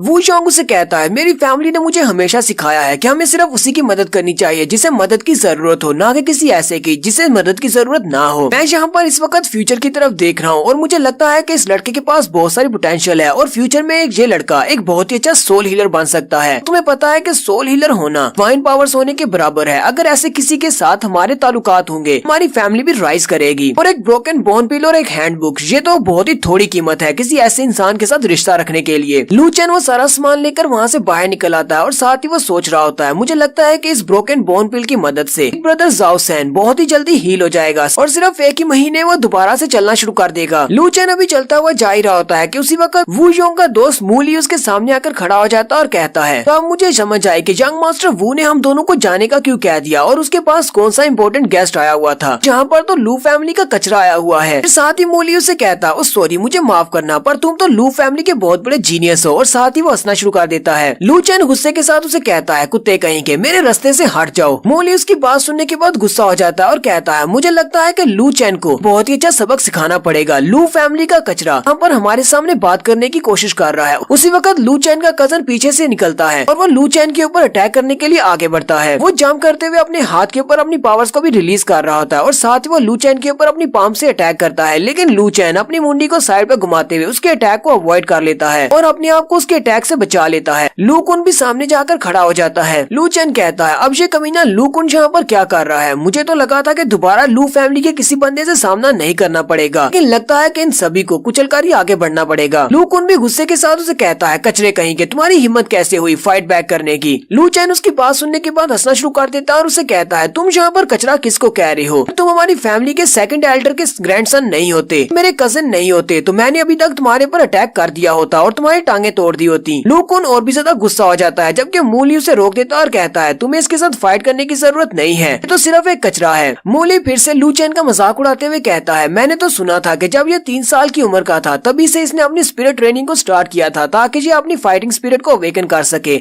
और जब ये 6 साल की उम्र तक पहुंचा तब इसने अपनी फाइटिंग स्पिरिट को एक्टिवेट किया, लेवल 1 का स्पिरिचुअलिस्ट बन चुका था। लेकिन ये तो बहुत ही हैरान करने वाली बात है कि अब ये 12 साल का हो चुका है लेकिन अभी तक इसने अपनी फाइटिंग स्पिरिट को अवेकन नहीं किया। लगता है किसी ने मजाक किया था। इसको तो कचरा नहीं बल्कि इसको जीनियस कहना चाहिए जो कि 3 साल की उम्र से प्रैक्टिस कर रहा है। लू कुन अपने दोस्त से कहता है तुमने बिल्कुल गलत सुना है, ये बात तो ठीक है कि 3 साल की उम्र से ये अपनी फाइटिंग स्पिरिट को अवेकन करने की ट्रेनिंग कर रहा है, लेकिन 12 साल की उम्र तक पहुंचने तक इसने अपनी फाइटिंग स्पिरिट को अवेकन नहीं किया। इसी वजह से इसे लू फैमिली से किक मारकर बाहर निकाल दिया गया। यहाँ तक कि इसका बाप भी इसे अपना बेटा मानने से इनकार कर रहा है। री फैमिली के साथ इसकी जो एंगेजमेंट थी वो भी कैंसिल हो चुकी है। लू कुन गुस्से के साथ लू चैन से कहता है अगर तुम मुझसे मार नहीं खाना चाहते तो जल्दी से अपने घुटनों पर आ जाओ। लू चैन लू कुन से कहता है मेरे पास फालतू टाइम नहीं है जो कि तुम्हारे जैसे लोगों के साथ वेस्ट कर सकूं। अगर तुम्हें और कुछ नहीं कहना तो मैं यहाँ से जा रहा हूँ। जैसे वो वहाँ से जाने लगता है लू कुन अपने पाँव के अंदर दोबारा से अपनी फाइटिंग स्पिरिट को एक्टिवेट करता है और बड़ी स्पीड के साथ लू चैन के ऊपर अटैक करता है। लेकिन लू चैन ऊपर की तरफ जंप करते हुए उसके अटैक को अवॉइड कर लेता है और जंप करके पिछली साइड पे चला जाता है। और फिर साथ ही वो घूर कर लू कुन से कहता है लू कुन मैं तुम्हें फाइनल वार्निंग दे रहा हूँ, ज्यादा मजबूर मत करो। लू कुन जल्दी से अपनी फाइटिंग स्पिरिट को एक्टिवेट करता है और अपने पास एक वेपन बना लेता है। इसका नाम फायर रॉड होता है और वो लू चैन से कहता है तुम्हें लगता है कि मैं यहाँ पर तुम्हें फाइट करने के लिए मजबूर कर रहा हूँ? तुम्हें जरा सा भी अंदाजा है कि तुम्हारी वजह से घर में मेरी पोजीशन क्या है? तुम्हें यंग मास्टर बनाया गया हालांकि तुम्हारे पास कोई भी टैलेंट नहीं है। शुरुआत से ही हमारी फैमिली के पैट्रियार्च ने तुम्हें बहुत ज्यादा फेवर फेवर किया है और तुम्हें बहुत सारे रिसोर्सेज भी दिए, लेकिन आखिर पर तुमने क्या किया? तुम्हारे पास तो कोई भी टैलेंट नहीं, तुम तो अपनी फाइटिंग स्पिरिट को भी अवेकन नहीं कर पाए। तुम्हारी जगह पर मुझे होना चाहिए था। अब जबकि तुम एक कचरा साबित हो चुके हो और तुम्हें तुम्हारी लू फैमिली से निकाल दिया गया है और तुम यंग मास्टर भी नहीं रहे, फिर तुम्हारी हिम्मत कैसे हुई मेरे सामने इस तरह एटीट्यूड के साथ एक यंग मास्टर बनने की? लू कुन उसे कहता, आज मैं तुम्हें दिखा दूंगा कि मैं कितना बड़ा जीनियस हूँ, तुम्हारी औकात मेरी नजरों में क्या है। और साथ ही वो उसे कहता है, ये मेरा एक स्पेशल वेपन है जो मैंने अपनी फाइटिंग स्पिरिट से बनाया है, इसका नाम द फ्लोइंग फायर रॉड है। चलो देखते हैं कि तुम इसको कैसे डॉज करते हो। लू चैन उसके फायर रॉड की तरफ देखता है और कहता है, इसने अपनी फाइटिंग स्पिरिट को मैनिफेस्ट करके एक वेपन बनाया है, लगता है कि इसके पास मर्डरस इंटेंशन है, यानी कि ये मुझे मारना चाहता है। लू कुन बड़ी स्पीड के साथ जंप करते हुए अपने फायर रॉड के साथ लू चैन के ऊपर अटैक कर देता है, लेकिन लू चैन अपने हाथ को अपनी फाइटिंग स्पिरिट से कवर करता है और उसके फायर रॉड को अपने हाथ से रोक लेता है। ये देखकर तो लू कुन और मूली दोनों ही बहुत ज्यादा हैरान हो जाते हैं और कहते हैं, ऐसा होना नामुमकिन है, फायर रॉड को ये अपने हाथ से कैसे पकड़ सकता है? लू चैन ने उसके फायर रॉड को अपने हाथ में पकड़ा होता है, साथ ही लू चैन अपने हाथ को साइड पर झटकता है, जिससे उसकी रॉड के साथ ही लू कुन को भी पटक देता है और लू कुन दीवार के साथ जाकर पटकता है और वहीं पर बेहोश हो जाता है। सिर्फ एक ही मूव में लू कुन बेचारे की हालत खराब हो गई है। लू कुन उसे पीछे गिराने के बाद अपने हाथ झाड़ते हुए वहाँ से आगे की तरफ चल पड़ता है, जबकि मूली उसी की तरफ देखकर बहुत सा घबराया हुआ होता है और कहता, ऐसा कैसे हो सकता है? लू फैमिली वाले कहते हैं कि ये कचरा है, लेकिन एक कचरा किसी के फ्लोइंग रॉड को अपने हाथ में कैसे पकड़ सकता है? गली में जितने भी लोग होते हैं वो सारे भी ये देखकर बहुत सा हैरान होते हैं कि लू चैन ने सिर्फ एक ही मूव के साथ अपने कजिन को हरा दिया। वो सारी कह रहे होते हैं, इसके फैमिली वाले इसे कचरा कहते हैं, लेकिन इसका टैलेंट तो बहुत ज्यादा स्केरी है। तो नेक्स्ट सीन फिर से उसे टूटे हुए टेम्पल का दिखाया जाता है। लू चैन वापस उस टेम्पल में आ जाता है और आकर जाओ सैन को ब्रोकन बोन पिन खिला देता है और वो लोग वहीं पर आग जलाकर बैठे होते हैं। जाओ सैन की हालत अब पहले से काफी ज्यादा बेहतर है। लू चैन उसका हाथ पकड़कर उसको चेक करता है और कहता है, ब्रदर जाओ सैन, तुम्हारी हालत पहले से काफी ज्यादा अच्छी है, लेकिन तुम्हें फिर भी रेस्ट करनी चाहिए ताकि तुम बिल्कुल ठीक हो जाओ। जाओ सैन काफी ज्यादा खुश होता है और लू चैन से कहता है, तुमने मुझे जो ब्रोकन बोन पील दी है वो काफी ज्यादा अच्छी है, अभी सिर्फ कुछ घंटे ही हुए हैं और मेरी बॉडी काफी हद तक हील हो चुकी है। फिर साथ ही जाओ सैन हंसते हुए लू चैन से पूछता है, लू चैन तुम उस ब्रोकन बोन पील को लेकर कहाँ से आए थे और साथ ही तुम इतना सारा खाना कहाँ से लेकर आए हो? लू चैन उसे कहता है, ये कोई बड़ी बात नहीं है, मैं अपने दोस्त के पास गया था, मेरे दोस्त काफी ज्यादा अच्छे हैं, उसी ने मुझे ये सारा खाना भी दिया और ब्रोकन बोन पील भी दी। जाओ सैन उसे कहता है, तुम्हारा बहुत बहुत शुक्रिया, अगर तुम हमारे पास नहीं होते तो मैं तो अब तक मर चुका होता। लू चैन उसे कहता है, ब्रदर जाओ सैन, अब मुझे ये बताओ कि आगे तुम क्या करने वाले हो? क्या तुम सारी जिंदगी सिर्फ भीख ही मांगना चाहते हो? जाओ सैन उसे कहता है, हम लोग भीख मांगने के अलावा कर भी क्या सकते हैं, क्योंकि हम लोग ऐसे लोग हैं जिनके पास फाइटिंग स्पिरिट नहीं है और तुम्हें पता है कि फाइटिंग स्पिरिट मेनलैंड में किसी के पास फाइटिंग स्पिरिट नहीं होती उसे किस तरह ट्रीट किया जाता है। जहाँ तक कि हमारे जैसे लोग जिनके पास फाइटिंग स्पिरिट नहीं होती उन्हें तो यहाँ पर मजदूर का काम भी नहीं दिया जाता। हम सभी लोगों के ऊपर बहुत सारे जुल्म किए जाते हैं, हमें तो यहाँ पर इंसान भी नहीं समझा जाता कि यहाँ पर फाइटिंग स्पिरिट मेनलैंड में स्ट्रेंथ ही सब कुछ है। लू चैन अपने पास से गोल्ड कॉइन्स वाली वो थैली निकालता है और उसे कहता है, मेरे पास कुछ गोल्ड कॉइन्स हैं, तुम लोग यहाँ पर भीख मांगना बंद करो, मैं चाहता हूँ कि इन गोल्ड कॉइन्स की मदद से तुम अपनी कोई शॉप ले लो और अपना काम शुरू करो। जाओ सैन उसे कहता है, हम तुमसे ये पैसे नहीं ले सकते क्योंकि हम लोग कोई भी कारोबार शुरू कर लें कोई भी हमारे पास नहीं आएगा और ऊपर से लोग भिखारी हैं, इतना सारा पैसा हम लोग संभाल भी नहीं सकते, कोई भी हमसे ये सारा पैसा छीन लेगा और हमें फिर से भिखारियों की तरह भीख मांगना पड़ेगी, तो इससे तो अच्छा है कि हम लोग भीख मांगते ही रहें। लू चैन उनकी बात सुनने के बाद कहता है, तो आज मुझे पता चला कि फाइटिंग स्पिरिट मेनलैंड के ऊपर से लोग जिनके पास फाइटिंग स्पिरिट अवेकन नहीं होती वो लोग क्या करते हैं और उनकी जिंदगी कैसी है, तो यहाँ पर इंसान भी नहीं समझा जाता। मैं इनके लिए ज्यादा कुछ नहीं कर सकता, तो मुझे मेरी फैमिली से निकाल दिया गया है। नेक्स्ट सीन लू फैमिली का दिखाया जाता है। लू चैन के फादर के पास कोई बंदा आता है और उन्हें इस बारे में बताता है तो उसने गली में क्या देखा। लू चैन के फादर कहते हैं, क्या तुम वाकई में सच कह रही हो? क्या वो लू चैन ही था? क्या लू चैन ने उसके फायर रॉड को अपने हाथ से पकड़ा था और साथ ही अब एक ही मूव के साथ उसने लू कुन को हरा दिया? तो लू कुन के दादाजी भी उनके पास ही खड़े होते हैं, वो कहते हैं ये बात सच है, लू चैन ने वाकई में वहाँ पर अपनी स्ट्रेंथ को शो किया है। तो लू फैमिली के हेड के साथ दो एल्डर्स होते हैं, एक तो लू कुन के दादाजी हैं और दूसरे पता नहीं कौन है। तो साथ वाले एल्डर कहते हैं, हमारे लू कुन की फाइटिंग स्पिरिट लेवल 1 की फाइटिंग स्पिरिट है, हमारी फैमिली में उसे काफी जीनियस लड़का माना जाता है। अगर हमारे लू चैन ने उसको सिंगल मूव में हरा दिया है तो इसका मतलब तो ये है लू चैन की फाइटिंग स्पिरिट का लेवल लू कुन की फाइटिंग स्पिरिट से ज्यादा है। मुझे लगता है कि उसकी फाइटिंग स्पिरिट का लेवल 2 होगा। लू चैन के फादर उनकी बातें सुनने के बाद कहते हैं, किसी को भेजो और जाकर लू चैन को ढूंढो, उसे ढूंढकर मेरे पास वापस लेकर आओ। लू कुन के दादाजी चिल्लाकर कहते हैं, लेकिन पैट्रियार्च लोग ऐसा नहीं कर सकते, आपको पता है कि जब आपने अपने लू चैन को घर से निकाला था तो सारे रिश्ते खत्म किए थे, उसी वक्त जी फैमिली की लड़की आगे बढ़ी थी उसकी हेल्प करने के लिए और मुझे लगता है कि वो उनके साथ मिल गया होगा और उनकी हेल्प कर रहा होगा क्योंकि वो इस वक्त अपनी लू फैमिली से बहुत ज्यादा नाराज है और इसी वजह से उसने लू कुन के ऊपर भी अटैक किया होगा। जबकि दूसरे एल्डर उनसे कहते हैं, मुझे लगता है कि आप यहाँ पर इस बात से डर रहे हैं कि अगर लू चैन वापस आ जाता है तो वो आपके पोते लूक उनकी जगह ले लेगा और दोबारा से यंग मास्टर बन जाएगा। यहाँ पर आप जानबूझकर लू चैन के कैरेक्टर के ऊपर दाग लगा रहे हैं, आप उसे जी फैमिली के साथ मिला रहे हैं ताकि पैट्रियार्च अपने फैसले को बदल दे और लू चैन को वापस न आने दें। एल्डर चिल्लाकर उसे कहते हैं ऐसी बात नहीं है, मुझे लगता है कि हम सभी को उस लड़के ने बेवकूफ बनाया है। शुरुआत में उसके पास फाइटिंग स्पिरिट अवेकन थी, तो इस फैमिली से जान छुड़ाना चाहता होगा और जी फैमिली में जाना चाहता होगा। एल्डर उनकी बात को इग्नोर करते हुए पैट्रियार्च से कहते हैं पैट्रियार्च मुझे लगता है कि ये बात कोई बड़ी बात नहीं है, बाप बेटे के दरमियान में अक्सर झगड़ा हो जाता है, अगर आप पर्सनली उसके पास जाएंगे और उसे मनाएंगे तो वो वापस घर आ जाएगा और हमारे लू फैमिली का दोबारा से यंग मास्टर बन जाएगा। हमें इस तरह के टैलेंट को खोना नहीं चाहिए क्योंकि अभी तो वो सिर्फ 12 साल का है और अभी से वो अपने लेवल 2 पर पहुंच चुका है। अब वो जवान हो जाएगा और उसकी फाइटिंग स्पिरिट बढ़ेगी, उसका लेवल एक पैटर्न सेंट तक पहुंच सकता है। जी फैमिली की जीरो तो उसके सामने कुछ भी नहीं है। पैट्रियार्च उसकी सारी बातें सुनने के बाद जल्दी से अपने सोल्जर्स को ऑर्डर देते हैं जाओ और जाकर लू चैन को ढूंढ कर लाओ, चाहे वो कहीं पर भी हो, उसे ढूंढ कर मेरे पास वापस लेकर आओ, चाहे तुमको इसके लिए कुछ भी करना पड़े, उसे मेरे पास लेकर मैं उसे मना लूंगा और उसे अपनी फैमिली का यंग मास्टर बना दिया जाएगा। इस एपिसोड की शुरुआत में लू चैन का सीन दिखाते हैं। रात के वक्त लू चैन उस हैंडबुक को खोलता है और उसे पढ़ रहा होता है जबकि वो दोनों भिखारी बच्चे वहीं पर सो रहे होते हैं। लू चैन उस हैंडबुक को पढ़ने के बाद काफी ज्यादा खुश होता है और कहता है इसके अंदर तो बहुत सारी फाइटिंग स्पिरिट्स लिखी हुई हैं। वो फैमिली वालों की कलेक्शन तो वाकई में बहुत ज्यादा अच्छी है, उन्होंने इस हैंडबुक के अंदर काफी सारी फाइटिंग स्पिरिट्स के बारे में लिखा हुआ है। लू चैन कहता है कि इस हैंडबुक में लिखा हुआ है कि जितनी भी एलिमेंटल टाइप की फाइटिंग स्पिरिट्स होती हैं उनके अलावा बाकी जो 3 टाइप की फाइटिंग स्पिरिट्स हैं वो बहुत सारी वैरायटी में आती हैं और बहुत सारी शेप्स में आती हैं, यानी कि उनसे बहुत सारी चीजें बन सकती हैं। और इसके अलावा यहाँ पर बहुत सारी कॉमन फाइटिंग स्पिरिट्स के बारे में लिखा हुआ है जो कि बहुत सारे इंसानों के पास होती हैं और जहाँ पर काफी सारे स्किल्स के बारे में भी लिखा हुआ है। लेकिन साथ ही वो अपनी बुक को बंद कर देता है और कहता है लेकिन अफसोस की बात तो ये है कि मैं जहाँ पर जो चीज ढूंढना चाह रहा हूँ वो यहाँ पर नहीं है। मुझे अपनी फाइटिंग स्पिरिट के बारे में पता नहीं चल रहा क्योंकि मेरी फाइटिंग स्पिरिट के बारे में यहाँ पर कुछ भी नहीं लिखा हुआ। लू चैन कहता है हो सकता है कि उनके पास जो फैमिली बुक्स रखी हुई हैं उनमें शायद किसी और में फाइटिंग स्पिरिट के बारे में लिखा हो है कि मुझे कल दोबारा से अपने दोस्त के पास वापस जाना होगा और जाकर उससे और ज्यादा बुक्स लेनी होंगी। नेक्स्ट सीन अगले दिन सुबह सुबह का दिखाया जाता है। सुबह के वक्त किंग फेंग हाउस का सीन दिखाते हैं। लू चैन अपने दोस्त से मिलने के लिए वापस आता है, वो गली में चलता हुआ जा रहा होता है। उसी वक्त एक छोटी लड़की जो कि भिखारी होती है वो लू चैन के कपड़ों को खींचती है। लू चैन पीछे की तरफ देखता है तो वो लड़की उसकी तरफ देखती है, साथ ही उस लड़की की आंखें चमक रही होती हैं। वो यहाँ पर अपनी फाइटिंग स्पिरिट को यूज करते हुए लू चैन को हिप्नोटाइज कर देती है और उसे कहती है बिग ब्रदर क्या तुम मुझे चैरिटी के तौर पर एक गोल्ड कॉइन दोगे। लू चैन जो कि उसके वश में है वो जल्दी से अपने पास से गोल्ड कॉइन निकालता है और उस छोटी लड़की के कटोरे में डाल देता है। वो लड़की उसे कहती है बिग ब्रदर तुम्हारा बहुत बहुत शुक्रिया और वो भागती वहाँ से चली जाती है। लेकिन उसी वक्त लू चैन की फाइटिंग स्पिरिट एक्टिवेट होती है और लू चैन की बॉडी के ऊपर से हिप्नोटिज्म का असर खत्म हो जाता है। लू चैन अपने आसपास देखता है और कहता है अभी अभी हुआ क्या था। हालांकि मैंने अपनी फाइटिंग स्पिरिट को लेवल 2 तक अवेकन कर लिया है लेकिन फिर भी एक छोटी सी भिखारी बच्ची मुझे यहाँ पर बेवकूफ बना गई। साथ ही लू चैन कहता है अगर मेरी फाइटिंग स्पिरिट मुझे हिप्नोटिज्म से बाहर नहीं निकालती तो मुझे याद भी नहीं होता कि मैंने अपने गोल्ड कॉइन को खो दिया है। फिर वो उसे आसपास ढूंढना शुरू करता है और कहता है अगर ये लड़की एक असैसिन होती तो इस लड़की ने तो अब तक मुझे मार दिया होता, ये लड़की तो बहुत ज्यादा खतरनाक है। लेकिन वो लड़की वहीं पर भीड़ में गुम हो जाती है। फिर लू चैन वापस अपने दोस्त के पास आ जाता है, वो दोनों अंदर चल के बैठ जाते हैं। लू चैन उसकी हैंडबुक को वापस करने के लिए आया है और साथ ही उसे कहता है इस हैंडबुक के अंदर तो बहुत सारी फाइटिंग स्पिरिट्स के बारे में लिखा हुआ है, तुम्हारे पास सिर्फ यही एक हैंडबुक है जिसके अंदर सारी की सारी फाइटिंग स्पिरिट्स के बारे में लिखा हुआ है या इसके अलावा भी है। वू जोंग अपनी तारीफ करते हुए उसे कहता है वैसे तो मैं अपनी तारीफ नहीं करना चाहता लेकिन मेरी फैमिली ने पिछले कई सालों से इस सारी इन्फॉर्मेशन को इकट्ठा किया है और इसकी ये हैंडबुक बनाई है और फाइटिंग स्पिरिट के बारे में हमारे पास सिर्फ यही एक हैंडबुक है। मुझे नहीं लगता कि वुलिंग प्रोविंस में तुम्हें ऐसी और कोई फैमिली मिलेगी जिसके पास इस तरह की इतनी ज्यादा इन्फॉर्मेशन हो, सिर्फ हमारे पास इतनी ज्यादा इन्फॉर्मेशन है। लू चैन उसे कहता है वाकई में तुम्हारी ये हैंडबुक बहुत ज्यादा अच्छी है और इससे मुझे बहुत सारी इन्फॉर्मेशन मिली है। साथ ही अंदर से लू चैन सोच रहा होता है मुझे लगता है कि इसके पास और कोई भी इस तरह की हैंडबुक्स नहीं है और मेरा यहाँ पर आना बेकार रहा।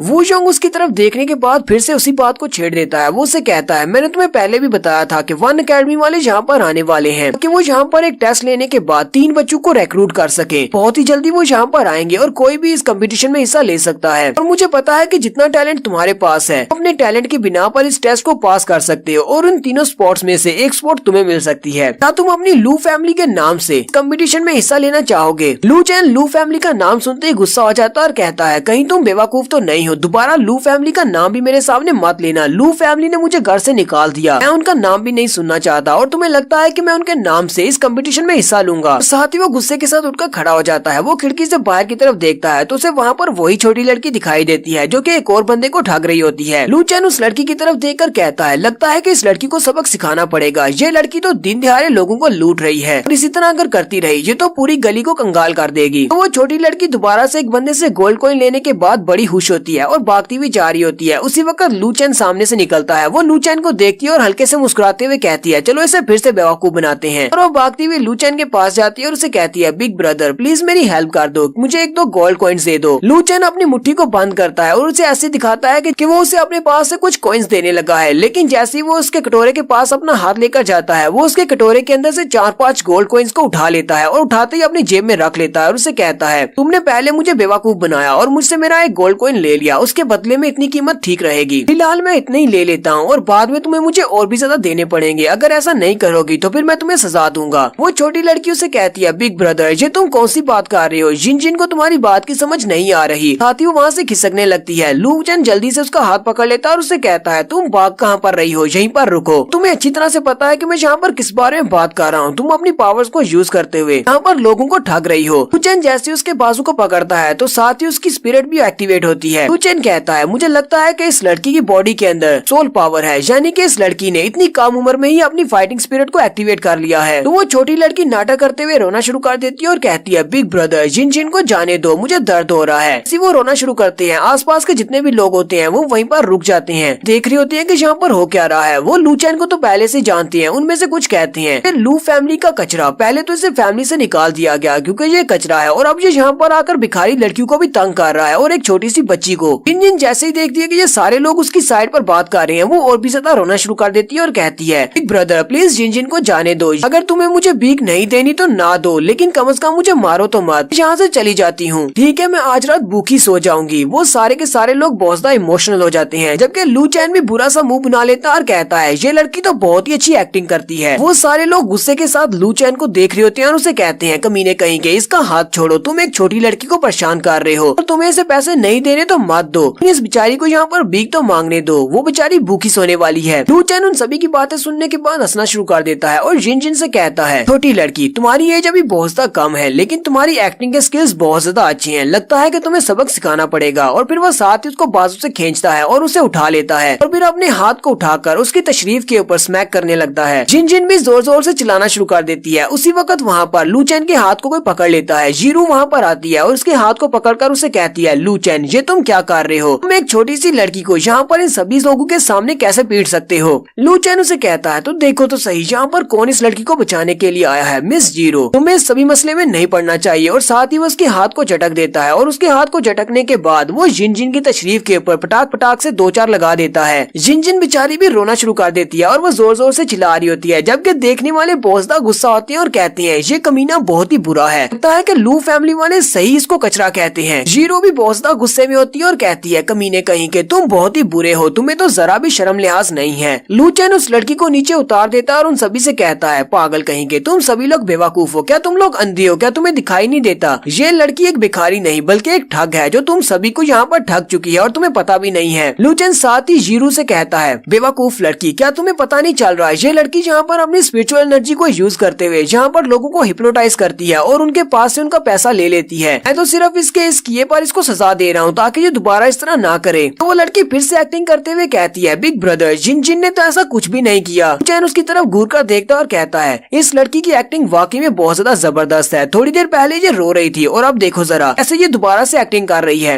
लू चैन आगे बढ़ता है और उसके गाल को खींचते हुए कहता है, छोटी बच्ची अपना मुंह बंद रखो वरना मैं फिर से तुम्हें उठा लूंगा और तुम्हारी तशरीफ के ऊपर 2-4 और लगाऊंगा। यहीं पर लू चैन को साइड से आवाज आती है, कोई उसे कहता है, यंग मास्टर लू चैन, ये तो बहुत ही अच्छी बात है जो आप हमें यहीं पर मिल गए, हम तो आपको पता नहीं कहाँ पर ढूंढ रहे थे। तो लू फैमिली के 3-4 सोल्जर वहाँ पर आते हैं और आकर खड़े हो जाते हैं। लू चैन उनकी तरफ देखता और कहता है, इनके यूनिफॉर्म्स, ये तो हमारी लू फैमिली के फाइटिंग स्पिरिट गार्ड्स हैं, लेकिन ये यहाँ पर क्या कर रहे हैं। उन गार्ड्स का लीडर अपने गार्ड से कहता है, जाओ और जाकर इस सारी क्राउड को यहाँ से हटाओ, ये लोग यहाँ पर क्या तमाशा देख रहे हैं। वो लोग जल्दी से साइड पर जाते हैं और उन सभी से कहते हैं, तुम सभी लोग यहाँ पर खड़े खड़े क्या कर रहे हो, जाओ जाकर अपना काम करो। वो उन सभी को वहाँ से भगा देते हैं। जीरो भी ये देखकर काफी गुस्सा हो जाती है और कहती है, लू फैमिली वाले तो बहुत ज्यादा बुरे हैं, हर जगह पर अपनी दोस्त जमाते हैं, यहाँ पर किस तरह ये लोगों को भगा रहे हैं। जबकि जीरो के साथ वाली लड़की उसे कहती है, यंग मिस आपको इनके साथ यहाँ पर पंगा नहीं लेना चाहिए, ये लोग फाइटिंग स्पिरिट गार्ड्स हैं और लू फैमिली से हैं। फिर इन्हें पता चल गया कि आप जी फैमिली की यंग मिस हैं, फिर ये लोग आपके ऊपर अटैक भी कर सकते करते हैं क्योंकि आपके फादर ने इनके साथ बिल्कुल भी अच्छा नहीं किया। जल्दी से यहाँ से निकलते हैं। तो गार्ड्स के लीडर की नजर भी जीरू के ऊपर पड़ती है। वो आगे बढ़ती है और कहती है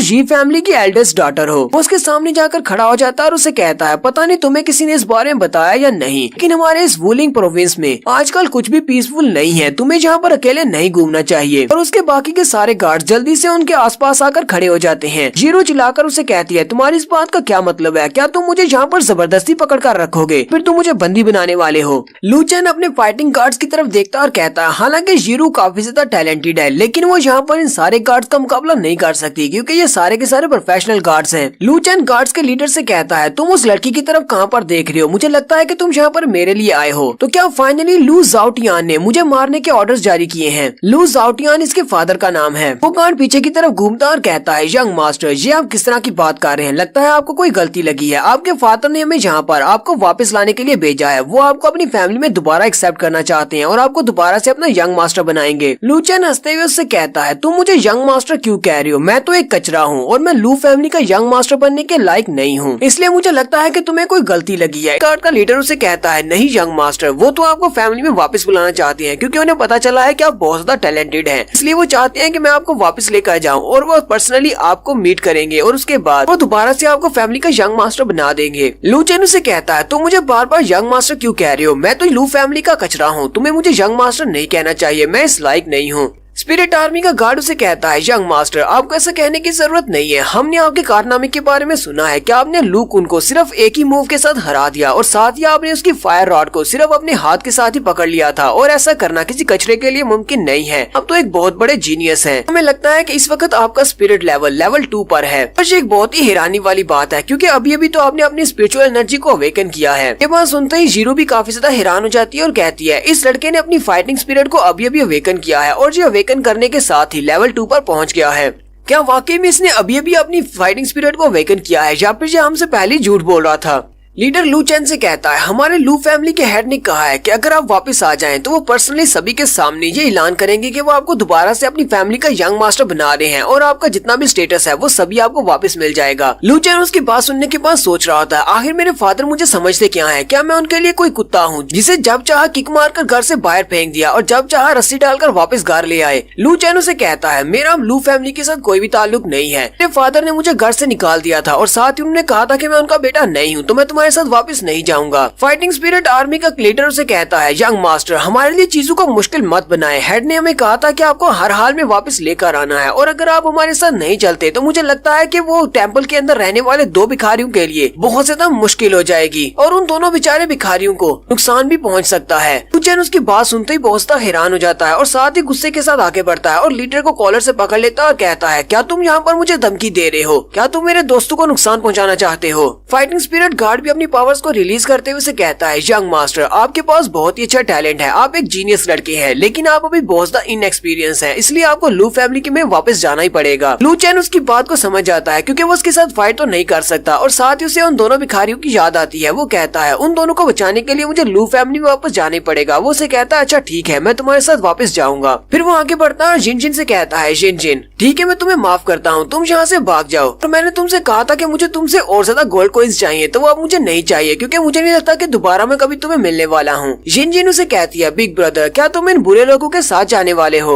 लू चैन उसे कहता है हाँ मैं क्या कर सकता हूँ, ये लोग मुझसे काफी ज्यादा स्ट्रॉन्ग है, मैं इनके साथ फाइट करके जीत नहीं सकता, इसी वजह से मुझे इनके साथ जाना पड़ेगा। फिर लू चैन उसे कहता है अच्छा ठीक है चलो आगे चलो, मैं तुम्हारे साथ आ रहा हूँ। फिर वो जीरो की तरफ देखता है और उनसे कहता है इन दोनों का इस बात से कोई भी ताल्लुक नहीं है, इसलिए इन दोनों को यहाँ से जाने दो। लीडर उसे कहता है बट यंग मास्टर ये दोनों जी फैमिली से हैं, आपको मैं अकेले ही कर वापस ले जाऊंगा। बाकी के चारों फाइटिंग स्पिरिट गार्ड्स को इन दोनों लड़कियों के साथ भेज देते हैं, ये इन्हें एस्कॉर्ट करते हुए इनके घर तक छोड़ आएंगे। लू चैन उसकी बात को समझ जाता है कि ये लोग इन्हें मारना चाहते हैं, जल्दी से अपनी पावर्स को रिलीज करता है और उसे कहता है क्या तुम्हें लगता है कि तुम अकेले काफी होगे मुझे घर तक वापस ले जाने के लिए? अगर तुम इतने ज्यादा कॉन्फिडेंट हो कि तुम अकेले मुझे हरा सकते हो और वापस लेकर जा सकते हो तो फिर ठीक है, बाकी के चारों को उनके साथ भेज दो। लू चैन बहुत ज्यादा गुस्से में होता है। लीडर उसे कहता है यंग मास्टर ठीक है मैं आपकी बात को समझ गया, इन दोनों लड़कियों को जाने देते हैं। वो अपने चारों गार्ड से कहता है चलो मेरे साथ आओ। लू चैन उस लड़की के पास से गुजरते हुए कहता है बेवकूफ लड़की, जाओ और वापस चली जाओ।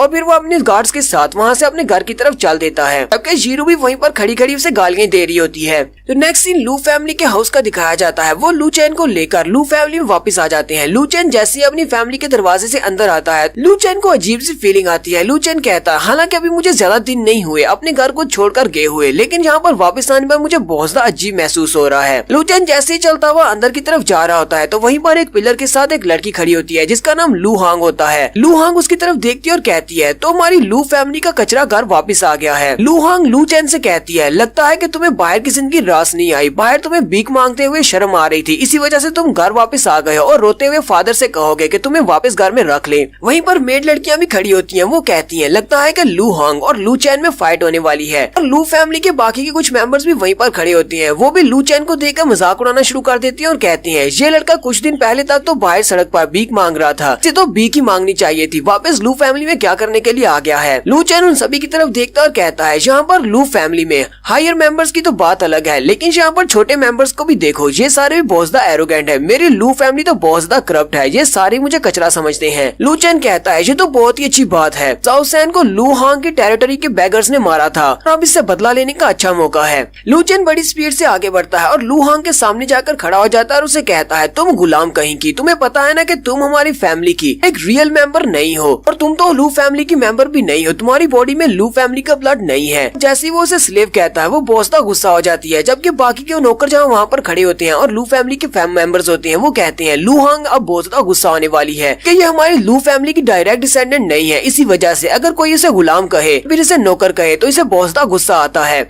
कि लू चैन इसके हाथों से मरना चाहता है, इसने इसको यहाँ पर स्लेव कह दिया है। इन दोनों की फाइट देखने में बहुत ज्यादा मजा आएगा। लू चैन जो कि हमारी फैमिली का कचरा है और लू हांग जो कि अपनी फाइटिंग स्पिरिट को लेवल 1 तक अवेकन कर चुकी है, वो बहुत ज्यादा स्ट्रॉन्ग है। लू हांग वाकई में गुस्सा हो जाती है और उसे कहती है, कचरे कहेंगे, तुम्हारी हिम्मत कैसे हुई मुझे गुलाम कहने की, और जल्दी से वो ऊपर की तरफ जंप करती है और अपने पाँव पर अपनी फाइटिंग स्पिरिट को एक्टिवेट करने के बाद उसे किक मारने लगती है, लेकिन लू चैन नीचे से साइड पर हट जाता है और उसकी किक को अवॉइड कर लेता है। फाइटिंग स्पिरिट गार्ड का लीडर भी देखकर काफी हैरान होता है और खुश भी होता है, क्योंकि वो तो यही देखना चाहता है कि इन दोनों में से स्ट्रॉन्ग कौन है। लू हांग बहुत ज्यादा गुस्से में होती है, वो जल्दी से अपना हंटर निकालती है और उसके ऊपर भी अपनी फाइटिंग स्पिरिट को एक्टिवेट कर लेती है और उसे कहती है, अब तुम नहीं बचोगे, मैं तुम्हारे बाजू काट दूंगी, और अपने हंटर के साथ उसके ऊपर अटैक करती है। लेकिन लू चैन उसके अटैक को भी अवॉइड कर लेता है और उसी के अटैक्स को अवॉइड करते हुए लू चैन की नजर दूसरी तरफ पड़ती है। दरवाजे के अंदर उसके डैड खड़े होते हैं जो कि सब कुछ देख रहे होते हैं। लू चैन कहता है, लगता है कि मेरे फादर मेरा टेस्ट ले रहे हैं, इसी वजह से वो लू हांग को यहाँ पर लेकर आए हैं ताकि मैं इसके साथ फाइट करूं और उन्हें दिखा सकूं कि वाकई में इतना काबिल हूँ या नहीं, ना उन्होंने मेरे बारे में सुना है। अब जबकि मेरे फादर जी देखना चाहते हैं तो चलो ठीक है, उनको दिखाते हैं। लू चैन जंप करते हुए वहीं पर खड़ा हो जाता है। लू हांग जो अपने हंटर के साथ उसके ऊपर अटैक करती है, वो अपने हाथ के साथ ही उसके हंटर को पकड़ लेता है। पैट्रियार्च के साथ वाला एल्डर कहता है, पैट्रियार्च अब आपको क्या लगता है ये लड़का वाकई में एक जीनियस है। पैट्रियार्च उसे कहते हैं, अगर ये लड़का आज लू हांग को नहीं हरा पाया तो इसको यहीं से वापस भेज देना, दोबारा इसका हमारी लू फैमिली से कोई ताल्लुक नहीं रहेगा। पैट्रियार्च अपने साथ वाले एल्डर से कहते हैं, तुम्हें पता है कि बहुत ही जल्दी एकेडमी वाले यहाँ पर आने वाले हैं एक टेस्ट लेने के लिए, और उस टेस्ट में जो भी पास होगा उसे एक मेरिडियन एक्टिवेशन पिल मिलेगी। मैं पिछले 20 साल से अपनी फाइटिंग स्पिरिट को लेवल 4 तक ही अवेकन कर पाया हूँ और लेवल 4 से आगे नहीं बढ़ पा रहा। अगर मुझे वो मेरिडियन एक्टिवेशन पिल मिल जाए, इससे मैं अपनी बॉडी के अंदर जितने भी चैनल्स हैं उन सभी को एक्टिवेट कर सकता हूँ और मेरी बॉडी के अंदर फाइटिंग स्पिरिट फ्लो करेगी, जिससे मैं लेवल अप कर सकता हूँ। पैट्रियार्च कहते हैं, लेकिन वहाँ पर सीट सिर्फ 3 है और सिर्फ 3 ही मेरिडियन एक्टिवेशन पिल्स मिलने वाली हैं। इसलिए मैं चाहता हूँ कि हम अपनी फैमिली से सबसे बेस्ट बच्चे को वहाँ पर भेजें एडमिशन के टेस्ट के लिए। अगर लू चैन वाकई में एक जीनियस है तो इसी वहाँ पर भेजा जाएगा ताकि जब वो पिल मेरे लिए लेकर आ सके। लू हांग काफी ज्यादा गुस्से में होती है। लू चैन ने उसके हंटर को पकड़ लिया था तो वो अपने हाथ के ऊपर अपनी पावर्स को रिलीज करती है। लू चैन के ऊपर अटैक करते हुए कहती है, कचरे मैं तुम्हें मार डालूंगी।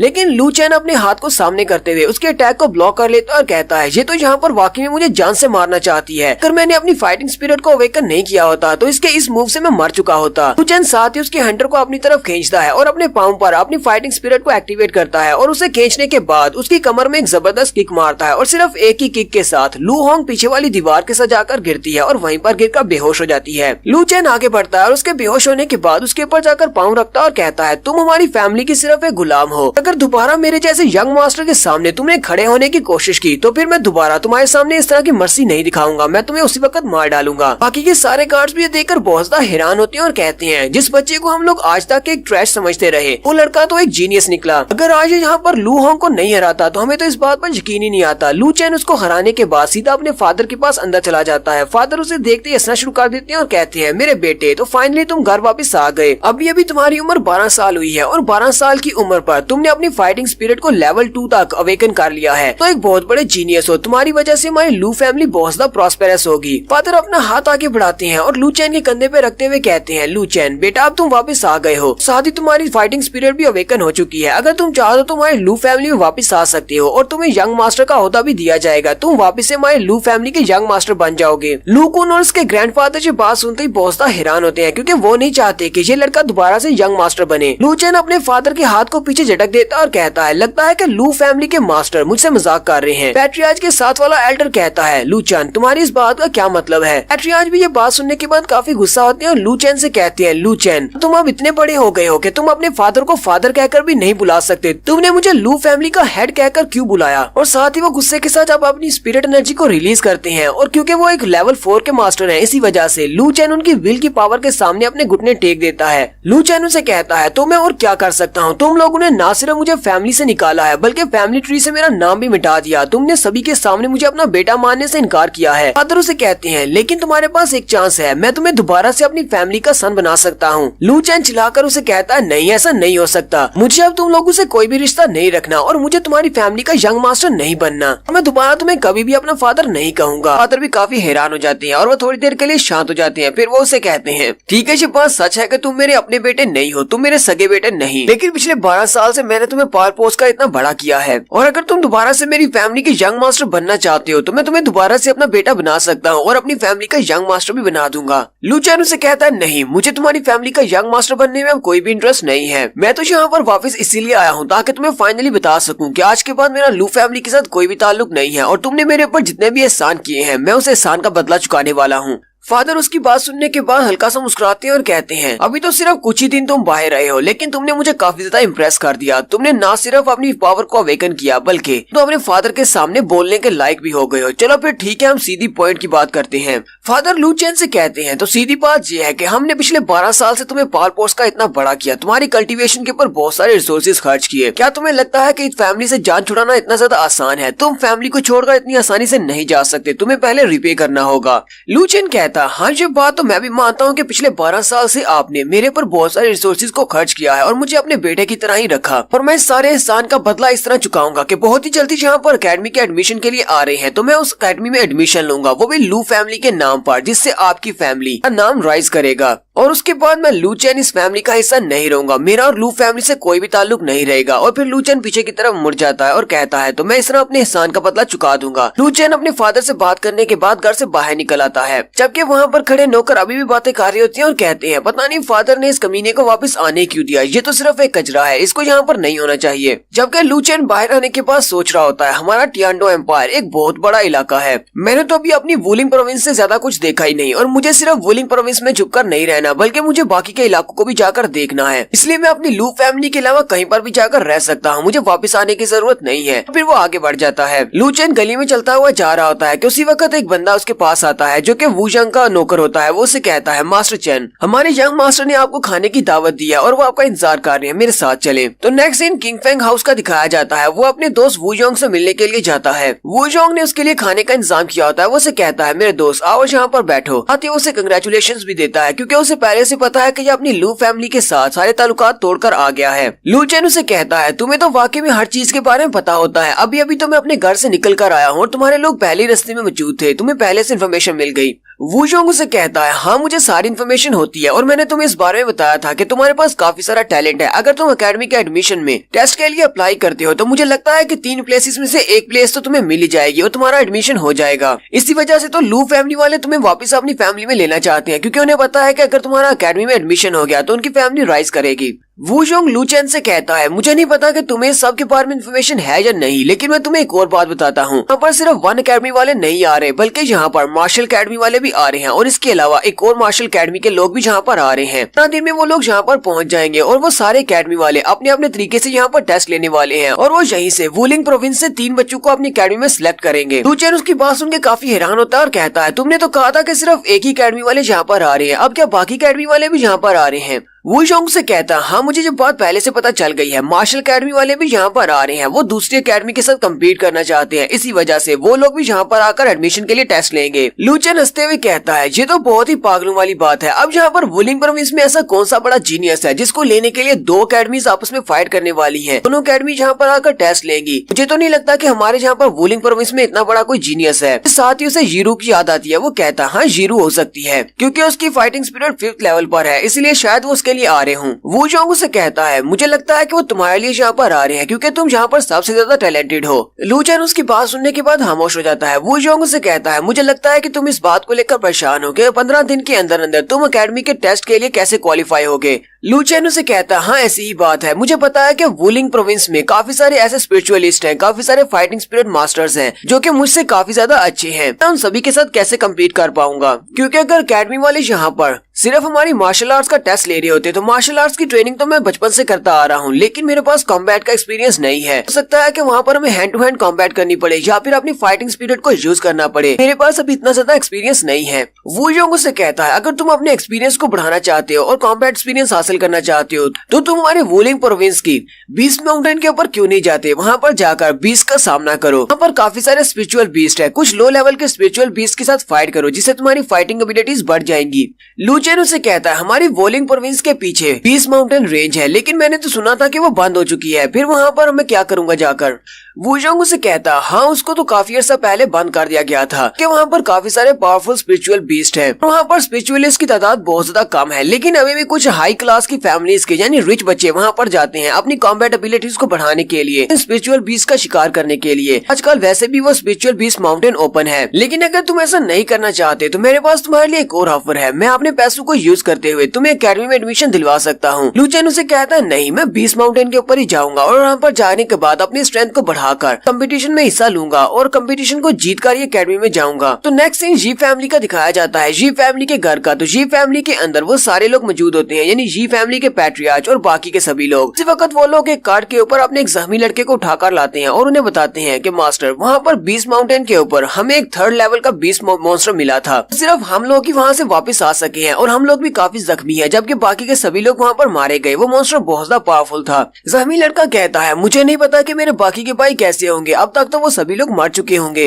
जी फैमिली के पैट्रियार्च उन सबसे कहते हैं मेरी जी फैमिली के बच्चे इतनी बुरी तरह से जख्मी है और कुछ बच्चे अभी वहीं पर जंगल में है और उनका कुछ पता नहीं वो मर चुके होंगे। वाकई में वहाँ पर एक 3rd रैंक का स्पिरिचुअल बीस्ट हो सकता है जो कि उनके ऊपर अटैक कर रहा है। मास्टर जी कहते हैं काफी लंबे अरसे के बाद कोई 3rd रैंक का स्पिरिचुअल बीस्ट जंगल के अंदर अपीयर हुआ है, इससे पहले कभी भी इस तरह के 3rd लेवल के स्पिरिचुअल बीस्ट को हमने नहीं देखा। साथ ही मास्टर जी कहते हैं अब जबकि ये 3rd लेवल का स्पिरिचुअल बीस्ट है तो इसको मारने के बाद इसकी बॉडी के अंदर से स्पिरिट क्रिस्टल निकलेगा और वो स्पिरिट क्रिस्टल किसी भी कल्टीवेटर के लिए बहुत ही अच्छा है उसकी कल्टीवेशन को बढ़ाने के लिए। जीरू अपने डैड से कहती है डैड ये स्पिरिट क्रिस्टल्स क्या होते हैं। तो यहाँ पर स्टूडेंट ल्यू से स्पिरिट क्रिस्टल्स के बारे में बताता है। वो उसे कहता है ये स्पेशल क्रिस्टल्स होते हैं जिनके अंदर बहुत सारी एनर्जी कंडेंस शेप में होती है जो कि उसे अपनी बीस्ट बॉडी से मिलती है। बीस्ट मॉन्स्टर जितने हाई रैंक का होगा उसके बॉडी के अंदर उतने ही हाई रैंक का क्रिस्टल होगा। तो ये वाले स्पिरिचुअल क्रिस्टल बहुत ही पावरफुल होते हैं, ये स्पिरिचुअल वॉरियर्स के लिए भी ज्यादा काम के हैं। अगर वो इसको रिफाइन करते हैं और इसकी एनर्जी को अपनी बॉडी में एब्जॉर्ब करते हैं तो उनकी सोल पावर बढ़ जाती है। जीरो स्टूडेंट लियो से पूछती है तो क्या ये जो 3rd रैंक का स्पिरिचुअल बीस्ट है क्या ये बहुत ज्यादा पावरफुल होगा। स्टूडेंट लियो से कहता हाँ ये काफी ज्यादा पावरफुल हो सकता है क्योंकि जैसे जैसे इनका लेवल अप होता जाता है इनके पास इंटेलिजेंस आ जाती है। बहुत सारे स्पिरिचुअल बीस्ट तो ऐसे होते हैं जो कि हाई लेवल के होते हैं और उनके पास इंसानों से भी ज्यादा इंटेलिजेंस होती है, वो इंसानों से भी ज्यादा होशियार होते हैं, इसलिए उन सभी का शिकार करना बहुत ज्यादा मुश्किल हो सकता है। जी फैमिली के पैट्रियार्च अपनी बेटी से कहते हैं हम तुम्हारे लिए वो 3rd रैंक के क्रिस्टल को लेकर आएंगे। एक बार तुमने उस क्रिस्टल की एनर्जी को अपनी बॉडी में एब्जॉर्ब कर लिया तो उसके बाद तुम्हारी कल्टीवेशन की स्पीड बहुत ज्यादा बढ़ जाएगी और तुम्हारी स्पिरिचुअल एनर्जी भी बढ़ेगी और इससे हमारी फैमिली को बहुत ज्यादा फायदा होगा। तो अपने गार्ड से कहते हैं गार्ड्स इमीडिएटली मुझे फॉलो करो, हम लोग अभी इसी वक्त स्पिरिट बीस्ट माउंटेन की तरफ निकलने वाले हैं, हमें जाकर एक 3rd रैंक के स्पिरिट बीस्ट को पकड़ना है। जीरू अपने फादर से कहती है फादर मैं भी आपके साथ चलूंगी, मैं भी उस 3rd रैंक के स्पिरिचुअल बीस्ट को देखना चाहती हूँ। फादर उसे कहती है नहीं तुम हमारे साथ नहीं चल सकती, तुम हमारी फैमिली की एक बहुत ही वैल्यूएबल एसेट हो, हम तुम्हें वहाँ पर कैसे लेकर जा सकते हैं, अगर तुम्हें कुछ हो गया तो हमारी फैमिली का क्या होगा। स्टूडेंट लियो आगे बढ़ता है जीरू से कहता है जीरू तुम्हें परेशान होने की जरूरत नहीं है, इस मॉन्स्टर की बॉडी के अंदर से हमें जो क्रिस्टल मिलने वाला है वो अभी भी एक लो ग्रेड का क्रिस्टल है। जब तुम मार्शल अकेडमी में एडमिशन ले लोगी तो वहाँ पर मेरे पास काफी सारे क्रिस्टल्स है, मैं उनमें से तुम्हें कुछ दे दूंगा, इसलिए तुम्हें यहाँ पर अपनी जान को खतरे में डालने की जरूरत नहीं है, तुम यहीं पर रुको और इंतजार करो। स्टूडेंट लियो और जीरो के फादर वो दोनों ही वहाँ से निकल जाते हैं, जबकि जीरो कहती है अगर तुम लोग मुझे अपने साथ लेकर नहीं जाओगे तो फिर मैं अकेली चली जाऊंगी। तो नेक्स्ट सीन माउंटेन रेंज का दिखाया जाता है। उस माउंटेन की शुरुआत से पहले ही काफी सारे वहाँ पर स्टॉल लगे होते हैं, जहाँ पर काफी सारी दुकानें होती हैं, लोग वहाँ पर अपने सामान को बेच रहे होते हैं और यहीं पर काफी सारे हंटर्स आए होते हैं। लूचेन भी यहाँ पर पहुंच जाता है। लूचेन वहाँ पर इतनी सारी भीड़ देखकर काफी हैरान होता है, क्योंकि उसे तो लगा था कि स्पिरिट बीस्ट माउंटेन रेंज को बंद कर दिया गया है। लूचेन वहीं पर एक शॉप वाले के पास बैठ जाता है, उसके पास है वेपन खरीदने के लिए। वो उसे कहता है मैंने तो सुना था कि रेंज माउंटेन को बंद कर दिया गया है, तो फिर यहाँ पर इतना ज्यादा रश क्यों है? वो शॉप ओनर उसे कहता है वैसे तो यहाँ पर इतना ज्यादा रश नहीं होता, फिलहाल यहाँ पर बीस्ट माउंटेन के ऊपर एक थर्ड रैंक के बीस्ट को देखा गया है जो कि लोगों के ऊपर अटैक कर रहा है, इसीलिए ये सारे के सारे स्पिरिट फाइटर उसको मारने के लिए यहाँ पर आए हैं। बहुत सारी फैमिलीज के यंग मास्टर और बहुत सारी फैमिलीज के पैट्रियार्च उस थर्ड रैंक के बीस्ट को मारना चाहते हैं ताकि उसकी बॉडी के अंदर से स्पिरिट क्रिस्टल को हासिल किया जा सके। लूचेन भी इस बात से हैरान होता है और उसे कहता है ये स्पिरिट क्रिस्टल्स क्या होते हैं? शॉप ओनर उसे कहता है लड़के तुम तो अभी बहुत ज्यादा यंग हो, तुम यहाँ पर अकेले आए हो, क्या तुम्हारी फैमिली वाले तुम्हारे साथ नहीं है? साथ ही वो उसे कहता है मेरा मशवरा मानो, अपने साथ कुछ और लोगों को लेकर आओ, एक टीम के साथ वहाँ पर जाना बेहतर रहेगा, क्योंकि स्पिरिट बीस्ट माउंटेन बच्चों के खेलने की जगह नहीं है, वहाँ पर किसी भी तरफ से तुम्हारे पर कोई बीस्ट अटैक कर सकता है। लूचेन उसके पास एक नाइफ खरीदता है और अपने पास से कुछ गोल्ड कॉइंस उसे देते हुए कहता है तुम्हारा बहुत बहुत शुक्रिया, लेकिन मैं अकेले ही जाने वाला हूँ, मैं अपना ध्यान खुद ही रख सकता हूँ। वहाँ से उस शॉपकीपर से एक नाइफ खरीदता है और उसके बाद वो सामने की तरफ जाने लगता है। तो उसी वक्त उसे लूकुन दिखाई देता है। लूकुन अपने दादाजी के साथ वहाँ पर आया है, वो लोग भी यहाँ पर थर्ड ग्रेड के स्पिरिट बीस्ट को मारने के लिए आए हैं। लूकुन अपने ध्यान चलता हुआ जा रहा होता है और लूचेन के साथ उसका कंधा टकराता है। वो दोनों एक दूसरे को देखकर काफी हैरान होते हैं, जबकि दादाजी भी उसकी तरफ देखते हैं और कहते हैं लड़के तुम यहाँ पर क्या कर रहे हो? लगता है कि तुम भी यहाँ पर थर्ड ग्रेड के स्पिरिचुअल बीस्ट को मारने के लिए आए हो, लेकिन इस बारे में भूल जाओ, तुम अकेले वहाँ पर कुछ भी नहीं कर पाओगे। लूकुन अपने ग्रैंडपा से कहता है ग्रैंडपा आपको इस लड़के के लिए परेशान होने की जरूरत नहीं है, जाकर अपनी फैमिली के पैट्रियार्च को बता दें कि ये लड़का यहीं पर इसी स्पिरिचुअल बीस्ट माउंटेन के ऊपर मारा जाएगा, क्योंकि ये यहाँ पर बिल्कुल अकेला आया है और अकेले यहाँ पर बीस्ट माउंटेन के ऊपर मुझे नहीं लगता कि ये 2 दिन भी बिता पाएगा। लूचेन उसकी तरफ देखता है और उसे कहता है लूकुन तुम यहाँ पर अपने साथ बहुत सारे लोग लेकर आए हो, क्या तुम्हें शर्म नहीं आती? तुम एक स्पिरिचुअल फाइटर हो और तुम यहाँ पर इतने सारे लोगों को अपने साथ लेकर आए हो। लूकुन गुस्से के साथ उसे कहता है तुम्हें दोबारा से इस तरह एटीट्यूड दिखाने की जरूरत नहीं है, तुम्हें फैमिली के पैट्रियार्च ने अपनी फैमिली में वापस क्या बुला लिया, इसका मतलब ये नहीं है कि तुम हमारी फैमिली के यंग मास्टर बन सकते हो, और ऊपर से तुम इस बीस्ट माउंटेन के ऊपर अकेले जाने वाले हो। यहाँ पर बीस्ट माउंटेन के ऊपर जितने बीस्ट हैं वो तुम्हें मारने के बाद तुम्हारी बॉडी को भी खा जाएंगे और तुम कभी भी दोबारा नहीं आ पाओगे। फिर साथ ही लूकुन अपनी फैमिली के मेंबर्स के साथ आगे चला जाता है, जबकि लूचेन वहीं पर खड़ा होता है, खड़ा खड़ा मुस्कुरा रहा होता है। साथ ही वो हंसते हुए कहता है अगर ये सभी लोग यहाँ पर थर्ड ग्रेड के स्पिरिचुअल बीस्ट को मारने के लिए आए हैं तो फिर ठीक है, मुझे भी माउंटेन के ऊपर जाकर थर्ड ग्रेड के स्पिरिचुअल बीस्ट को ही पकड़ना है। तो नेक्स्ट सीन हमारा माउंटेन के ऊपर का दिखाया जाता है। लूचेन माउंटेन के अंदर उस जंगल पे चला जाता है और वो जंगल के अंदर भाग रहा होता है, क्योंकि उसके पीछे काफी सारे स्पिरिचुअल बीस्ट लगे होते हैं। हालांकि वो सारे के सारे रियल स्पिरिचुअल बीस्ट भी नहीं है, वो सिर्फ हाफ स्पिरिचुअल बीस्ट होते हैं और वो उसका पीछा कर रहे होते हैं और उनसे निपटना उसके लिए काफी ज्यादा मुश्किल होता है। सबसे पहले तो उसके पीछे एक बड़ा सा स्नेक होता है जो कि शायद थोड़ा बहुत यूनिकॉर्न की तरह का भी है, क्योंकि उसके सर पे सींग है और साथ ही उसके मछली की तरह के पर भी हैं, और वो घास के अंदर से निकलता है और लूचेन के पीछे उड़ता हुआ उसके ऊपर अटैक करने के लिए आगे बढ़ता है। लूचेन उसके अटैक को अवॉइड करते हुए अपना नाइफ निकालता है और उसकी बॉडी को सेंटर से 2 हिस्सों में काट देता है। लूचेन कहता है यहाँ पर तो बहुत सारे स्पिरिचुअल बीस्ट हैं, हालांकि ये सारे अभी स्पिरिचुअल बीस्ट बने भी नहीं, ये तो सिर्फ हाफ स्पिरिचुअल बीस्ट हैं। मैं इस माउंटेन रेंज के अंदर भी नहीं गया और यहाँ पर बहुत सारे ऐसे स्पिरिचुअल बीस्ट हैं जिनका मुझे सामना करना पड़ा है। उसी वक्त पीछे की तरफ से एक बड़ा सा सेंटीपीड मॉन्स्टर निकलता है और वो भी उसके ऊपर अटैक कर देता है। लूचेन ऊपर की तरफ जंप करते हुए उस सेंटीपीड मॉन्स्टर से बच जाता है, फिर जंप करते हुए अपने नाइफ को ऊपर से नीचे की तरफ थ्रो करता है, जो कि उस सेंटीपीड मॉन्स्टर के सर के आर पार हो जाता है और वो सेंटीपीड मॉन्स्टर को भी मार देता है। लूचेन कहता है इन हाफ स्पिरिट बीस्ट के साथ फाइट करना ही काफी ज्यादा मुश्किल हो रहा है, अगर मेरा सामना किसी थर्ड रैंक के स्पिरिचुअल बीस्ट के साथ हो जाता है तो फिर मैं क्या करूंगा? है कि मुझे पहले अपनी ट्रेनिंग को बहुत ज्यादा बढ़ाना पड़ेगा। लूचेन जब जख्मी होता है तो वो वहीं पर अपनी स्पिरिचुअल एनर्जी को एक्टिवेट करता है और अपनी बॉडी को खुद ही हील कर लेता है। लूचेन कहता है चलो ये तो अच्छा है कि मैं अपनी एनर्जी को यूज करते हुए अपनी बॉडी को बार बार हील कर सकता हूँ, लेकिन इसका ड्रॉबैक ये है कि जितना ज्यादा मैं अपनी फाइटिंग स्पिरिट को यूज करता हूँ उतनी ज्यादा मेरी सोल एनर्जी डिप्लीट होती है, और अगर मेरे पास बैकअप में सोल एनर्जी नहीं होगी तो मैं अपनी फाइटिंग स्पिरिट को एक्टिवेट नहीं कर पाऊंगा। लूचेन कहता है उस शॉप वाले बंदे ने बिल्कुल ठीक कहा था कि यहाँ पर हमें ग्रुप्स में आना चाहिए, ग्रुप्स में यहाँ पर रहेंगे तो बेहतर रहेगा, अकेला बंदा यहाँ पर सरवाइव नहीं कर सकता। वहीं पर लूचेन के पीछे दिखाते हैं बहुत सारे और हाफ स्पिरिट मॉन्स्टर निकल आते हैं। लूचेन कहता है मुझे जल्दी से जल्दी कोई ऐसी जगह ढूंढनी होगी जहाँ पर जाकर मैं छुप सकूं और अपनी बॉडी को रिकवर कर सकूं, मेरी सोल एनर्जी वापस आ सके, इससे पहले कि ये सारे मॉन्स्टर्स मेरे ऊपर अटैक कर दे और मैं इनका खाना बन जाऊं। उसी वक्त लूचेन को एक बड़े से मॉन्स्टर के चिल्लाने की आवाज आती है। तो नेक्स्ट सीन साइड का दिखाया जाता है। साइड साइड के ऊपर एक बड़ा सा बियर मॉन्स्टर होता है जो कि शायद एक हाई रैंक का मॉन्स्टर है। यहीं पर जीरो को दिखाते हैं। जीरो उस मॉन्स्टर के साथ फाइट कर रही होती है और वो काफी जख्मी भी होती है क्योंकि उस मॉन्स्टर ने उसके ऊपर अटैक किया होता है। जीरो कहती है डैड ने बिल्कुल ठीक कहा था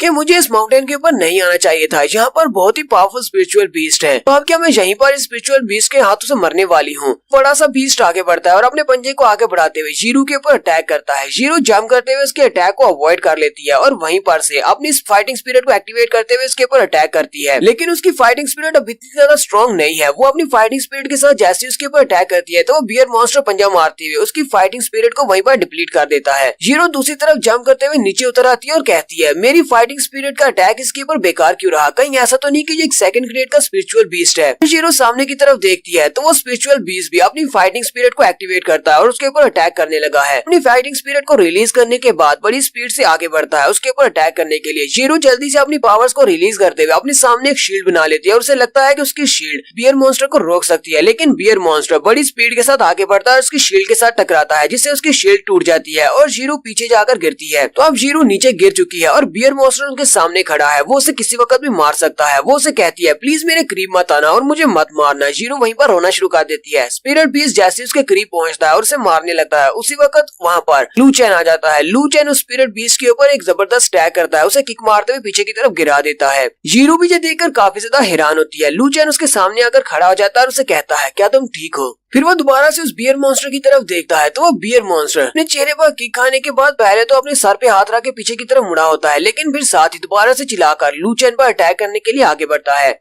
लू चैन भी इस बात से काफी ज्यादा हैरान होता है। लू चैन कहता है मैंने अपनी स्पिरिट एनर्जी को रिलीज करते हुए इसके चेहरे पर किक मारी थी, लेकिन मेरी किक का तो इसके चेहरे पर कोई भी असर नहीं हुआ और ऊपर से ये बियर मॉन्स्टर और भी ज्यादा गुस्सा हो गया है। लू चैन अपना नाइफ निकालता और कहता है यही ठीक रहेगा, इसके साथ प्रैक्टिस करने में मजा आएगा। फिर लू चैन बड़ी स्पीड के साथ उस बियर मॉन्स्टर का मुकाबला करने के लिए आगे बढ़ता है। बियर मॉन्स्टर अपने पंजे को आगे बढ़ाता है और उस पर अटैक करता है, लेकिन लू चैन स्लिप मारते हुए उसकी टांगों के बीच से निकलकर उसके पीछे वाली साइड पर चला जाता है। लू चैन कहता है हालांकि ये एक बहुत ही बड़ा स्पिरिचुअल बीस्ट है, लेकिन फिर भी मुझे लगता है कि ये बहुत ही बेवकूफ है। लू चैन पीछे वाली साइड से जंप करते हुए उसके सर में फिर से किक मारता है और उसे पीछे की तरफ गिराने की कोशिश करता है, लेकिन वो बियर मॉन्स्टर उससे नहीं गिरता क्योंकि उसकी स्ट्रेंथ काफी ज्यादा है और उसका वजन भी ज्यादा है। लू चैन पीछे की तरफ हट जाता है। स्पिरिचुअल बीस्ट दोबारा से अपनी स्पिरिट एनर्जी को रिलीज करता है। बिल्कुल एक बियर की तरह बड़ी स्पीड के साथ लू चैन के ऊपर अटैक करने के लिए सामने की तरफ भागता है और लू चैन के करीब पहुंचने के बाद वो अपने पंजे के साथ ही लू चैन के ऊपर अटैक करता है। लू चैन उसके पंजे के अटैक को अवॉइड कर लेता है और फिर अपने नाइफ को